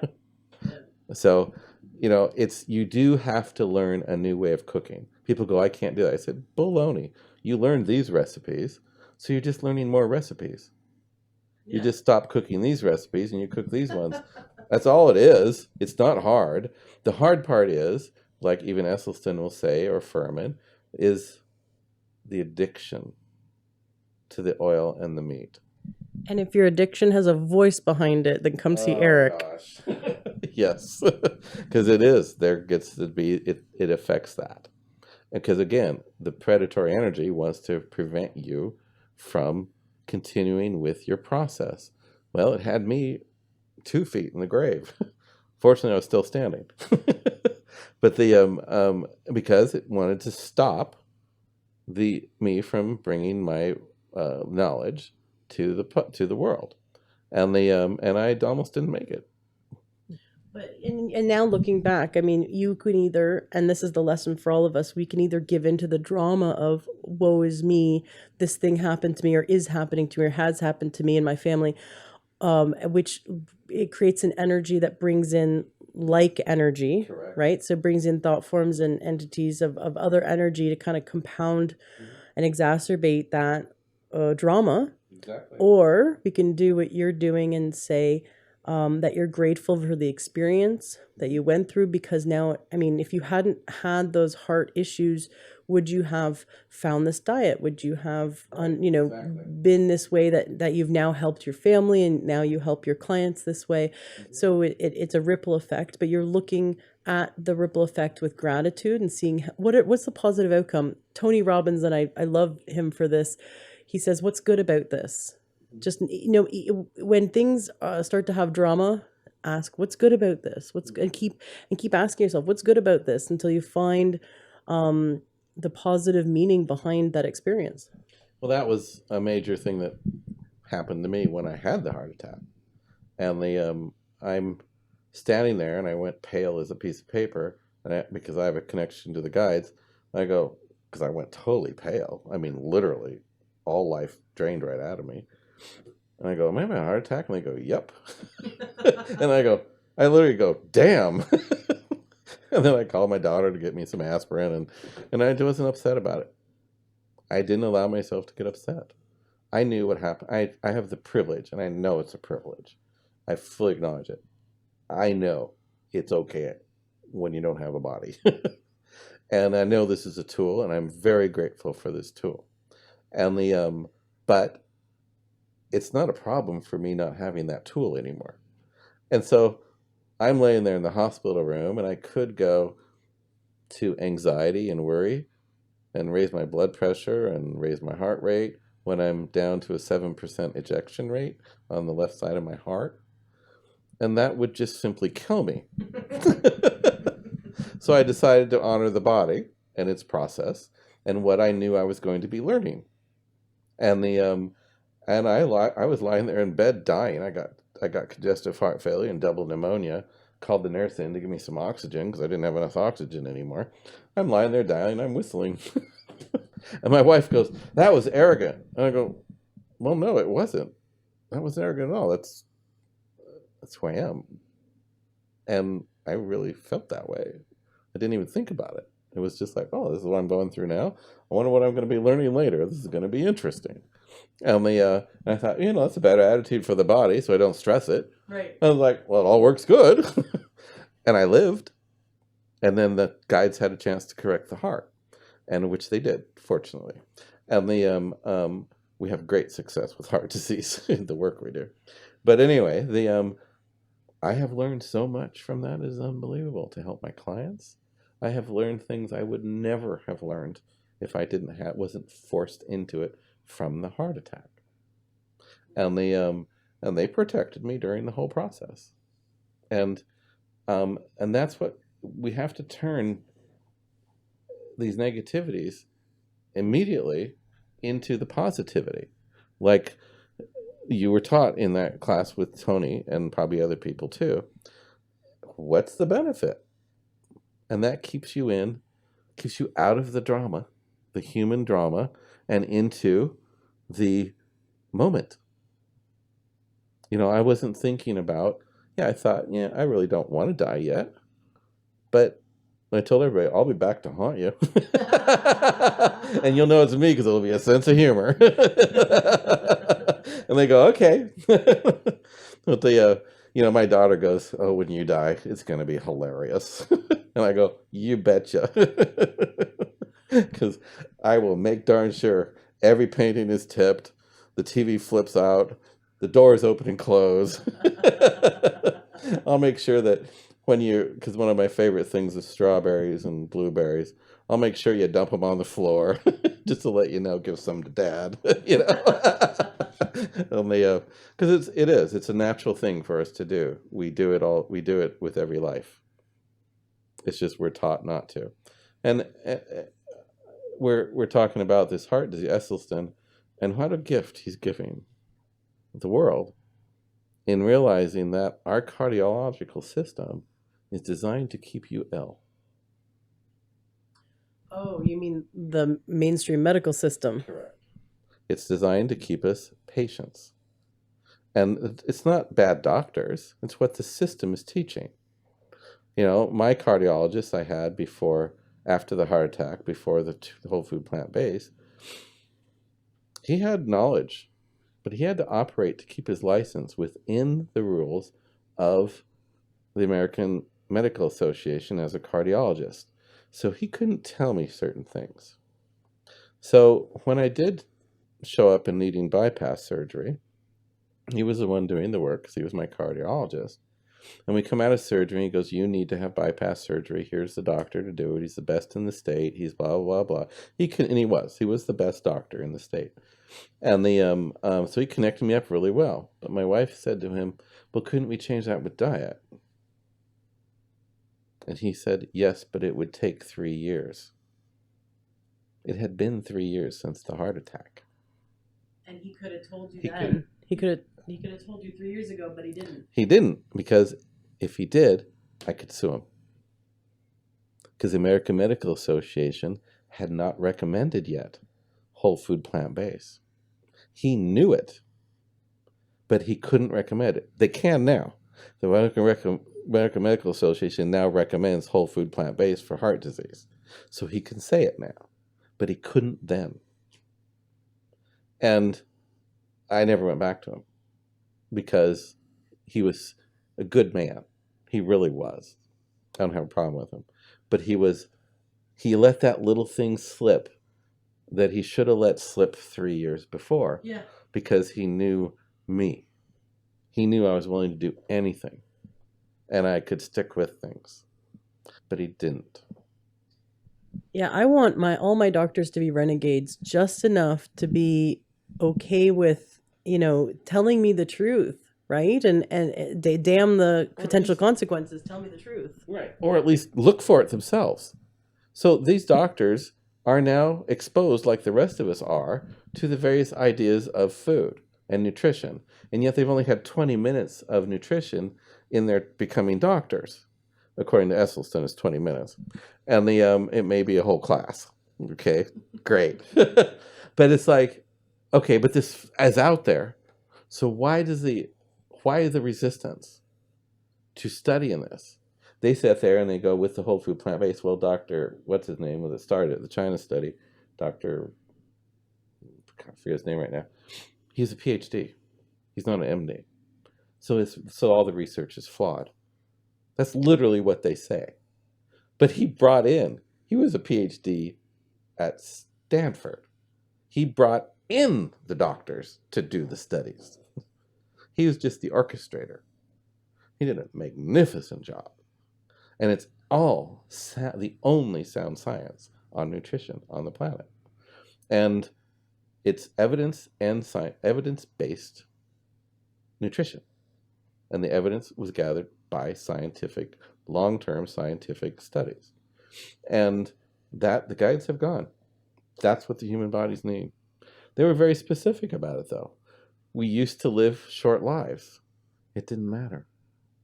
Now we're trying to live these long lives for a human. We're trying to live past 50. In 1900, the average American, the statistics show, lived to be 47 years old. You couldn't get year-round fruits and vegetables then. Now you can. And that's actually, between that and sanitation is why we live longer. Because we're getting the antioxidants year-round now. So don't mess with Mexico. Sorry, that was an editorial. Well, no, I just thought when the tariffs were being threatened, I was like, you know what? All these people with their avocado obsession, what's going to happen? Like, Right. don't take away my avocados. Strawberries. You got to have the strawberries. But it is. Those are antioxidants. And avocados are very good for you. You take them away, you're eliminating some of what we need for year-round food. And that is what increased our longevity. People have recently, in the last 15 years, started doing all these other diets, and now the average lifespan has dropped 3 years. Literally, because of all these other diets. Like Keto. Atkins and keto. Right. High meat diets. If you go online and you look at a vial of blood, someone that's on the high fat, high protein diet, half the blood it separates out, half of it is the fat they ate. That is like taking sandpaper to the inside of your arteries. But we don't care about that. I do. And people that are doing that much, their bodies care about it. They're just not aware of it till they have an event. Not fully aware of it. Constipation does develop to be a problem on those diets. Yeah, right. But they do. They shock your body into losing weight. There's no question about that for a while. And then it starts, the antioxidants go down, the vitamins and minerals go down. And then you start getting unhealthy. Yeah. So, no, anyway, it's a sad process, and I have learned tremendously from the gift of my heart attack. And it was a gift. There's no question about it. And today we got to learn from the gift of your heart attack as well. So yes. Thank you for sitting with us and sharing so much wonderful information and stories. The takeaway being that if we have a loved one's ashes, let them go so that we can both we become healthier and that the soul of our ancestor can move on into a better place for our benefit, for their benefit. Correct. All the way around. Good for everyone. That we need to focus on gaining the positive learnings and being grateful in the now so that we can vibrate at that frequency that attracts like. Correct. So as the more evolved, less coming from ego, coming from a more soul stance, or our soul's its purpose. Correct. Right? So we need to focus on gaining all the positive learnings and not attaching to the drama. Focus on the grace of every event. Like these public speakers talk about. You focus on the positivity. There's a real truth to that. You can't be there all the time, so don't punish yourself for not being able to do it. But the more you stay in that, the more your frequency is that, and you're going to draw less predatory or lower frequency energy. That's how you stay safe. And then the final message would be do a 21-day challenge and try the whole food, plant-based diet, no salt, sugar, or oil. I interviewed Chef AJ on the show, and she's a delight. Definitely, listeners can go back and search Chef AJ in the search box of learnyourhealth.com to find that episode. And then Dr. Goldhammer, who's I remember the number of that one. It's episode 230. Mm-hmm. I remember that because that's my husband's joke is, when's the best time to go to a dentist? 2:30. You're 2:30. Oh, you're Must be from dad too, huh? Yeah. My husband's full of dad jokes, but yeah. So episode 230 is Dr. Goldhammer, and he teaches this. But Chef AJ, and there's some great YouTube videos of the two of them, Chef AJ and Dr. Goldhammer together. But Chef AJ teaches, I think she says over 100 or more videos where she teaches from start to finish how to cook delicious lunches and snacks and breakfasts and dinners using this the whole foods plant-based diet, no salt, sugar, or oil. And she also adds no alcohol as well, which is literally a poison. So while you do your 21-day challenge, cut out alcohol as well, because it is considered sugar and a toxin to the liver. But that together in 21 days creates like a whole new body, a whole new experience. It's phenomenal. I've met them both personally because I went to True North and went through the process down there. So that's where all these doctors congregate, share information. They have labs there. They have rooms. I did a 21-day fast with a 14-day refeed. And so I spent a lot of time, and I got all those lectures and saw Chef AJ and listened to her and all the other things. And they're fascinating people. And they have the best intention. They do have the intention, though, of that's the good intention. If people don't want to hear it, they're not going to hear it, so why bother? And that's the way the guides are, too. I told you, if they're not going to do it, let's see if we can get them to modify it a little bit so they can get a little bit healthier.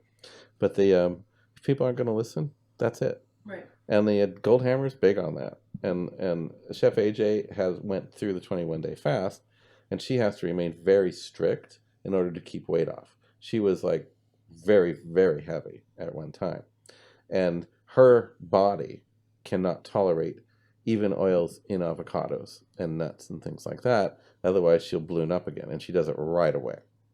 And I don't know why, because I've never worked on her, but but that's so she has to be very strict. So actually, her recipes are actually really good, and because she can't cheat, and so they're very good recipes. I have one of her cookbooks. In fact, I think I have two. She did one with Ramsay, Chef Ramsay, and her, and then I have one of hers too, and and they're very good. So I'm a cook too. So I always spice things up and things like that. But I use all these recipe books for their basic recipe, and then I'll fine tune it. Yeah. And but her recipes are good and sound the way they are. Yeah. So, but again, I like to mess with things a little. Yeah. Well, you've got a gorgeous kitchen for that. Yeah, I do. So, we have a commercial kitchen that allows us to do that and get those flavors and things like that. So, but it was but it is. It's she does the demonstrations on hot plates. She doesn't do it on a big fancy stove. Yeah.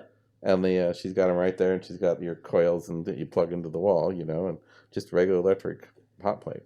Yeah. So anyone can do it. Right. Yeah. You can go buy a hot plate if you need to. Yeah. She gives some great advice. She says make all your seasonings in advance. Like she takes buys all her seasoning, like let's say sage and garlic and ground onion and all the different kinds of spices, and she will get them in bulk, for example, and then take these containers and fill make her blends for the next week, sort of like someone would take their 20 supplement bottles or their 10 prescription bottles and make up a little holder. She does that with her seasoning. So she knows she's going to make chili on Thursday. She just grabs her bottle of pre-made chili seasoning and just throws it in. Right. And that I thought that was really smart to kind of make her own blends. So there's no salt in it, there's no sugar in it, there's no oil in it. I can't believe how many spices out there are filled with crap. Right. So she makes her own, and then she doesn't have to. It takes less time for her to cook because she just grabs one thing and dumps the whole pile of spice right there on the food while she's cooking it. Well, she's a professional cook, so she has that all worked out for a certain flavor. Most people can't do that. They don't plan ahead that far, and they can't think of what they're doing until they actually do it. Right. She happens to be able to do that, which is really nice. To give where she buys a lot of her spices, give them a plug. It's called Savory Spice, and they do have a lot of blends that have salt or sugar in it or something, but they also have a lot that do not. And they have some very, very interesting spices, and they recommend you at True North Health to go to Savory Spice. That's about 10 blocks from that facility. And they have their own blend that Savory Spice makes for True Health. And that you have on your table to just put spice on your food, a herbal blend. And it's a nice one that doesn't have to be cooked to flavor your food. So, and they have several of those. And Savory Spice is the place that they get all these. And they're organic, and they're, the whole works. Mm-hmm. And so you go in and you say, I want whole food, plant-based, no sugar, oil, salt. They go, okay, we got this, and this. And there's some really amazing blends. And they have Japanese blends. They got Korean. They got Middle Eastern. And, they got all kinds from all over the world. And that have no sugar, oil, or salt. Well, I'll have to check them out. They probably sell them online, so I'll check it out. But I was thinking they were in Santa Rosa, where it's just where True North Health is. And so it's like, I lost their phone number. So I look it up online. There's one at Alderwood Mall. Oh my gosh. So they're a chain. They're a chain. And I've been sitting here ordering. It's like I get the privilege of now walking in, because you go in, it's like, this place smells good. So anyway, I found that out, and I go, okay. Why couldn't you tell me that sooner, guys? Now you give talks in Redmond, so local people who are listening can check out your website and get on your newsletter, ericthorton.com, and come to your free lectures. I know the next one's coming up in a few weeks. And I think you said you were going to record it, maybe? We're going to do our best. Okay. So we might be able to put the whole lecture on, or discussion. I have more open discussion. And so it's more interesting. I think lectures can get a little boring. Well, not you. I can't imagine you being boring, but we'll do our best to record it. But thank you so much for sitting with us and Thank you. teaching. And this has been a lot of fun. I love hearing how all the listeners have been reaching out to you and working with you and getting great results. So, and then those who listen are enjoying our interviews. So, yeah, I've gotten quite a few calls. I've gotten quite a few calls, and they're even long distance. Like I told you earlier, I had a guy today that called from Saudi Arabia that doesn't want to get in trouble in Saudi Arabia, so he's going to the UK in August, so he wants an appointment in August. And he listened to you. That was the latest podcast. So that was Sunday. So I think he listened Monday, and he called yesterday.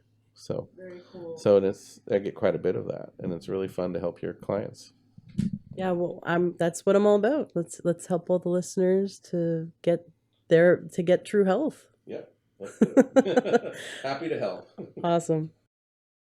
Hello, true health seeker. Have you ever thought about becoming a health coach?